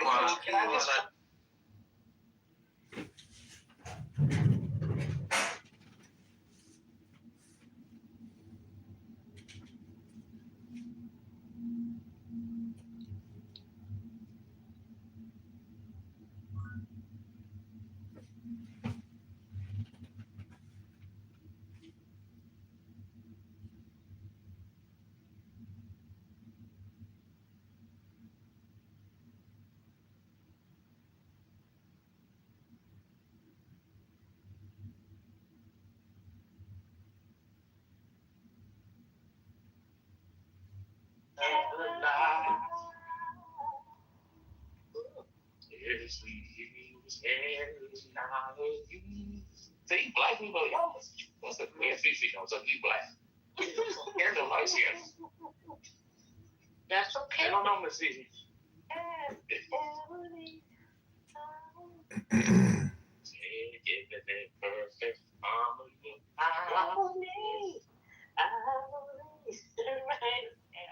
That was my.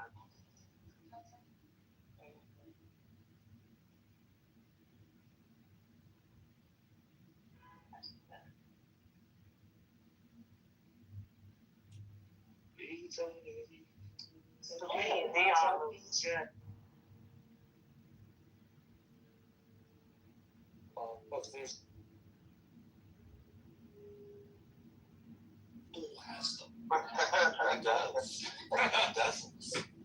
No, but you gotta look at it like this. That's like me while I'm dating my then girlfriend, and I introduce her to, like, I have this homeboy that when we want to go out and we want to have fun and we do all kinds of wild and crazy shit. That's not the homeboy that I introduce my wife to. She don't need to know him. Y'all see what I'm saying? So Clinton, Bill, we know plenty of images with Epstein. He is not introducing his wife to Jeffrey Epstein. Why would you do that? I'm just saying. I think there's a pathology of white heterosexual men who needs to feel submissive to other white men in authority. Like the level of water carrying, it's more than just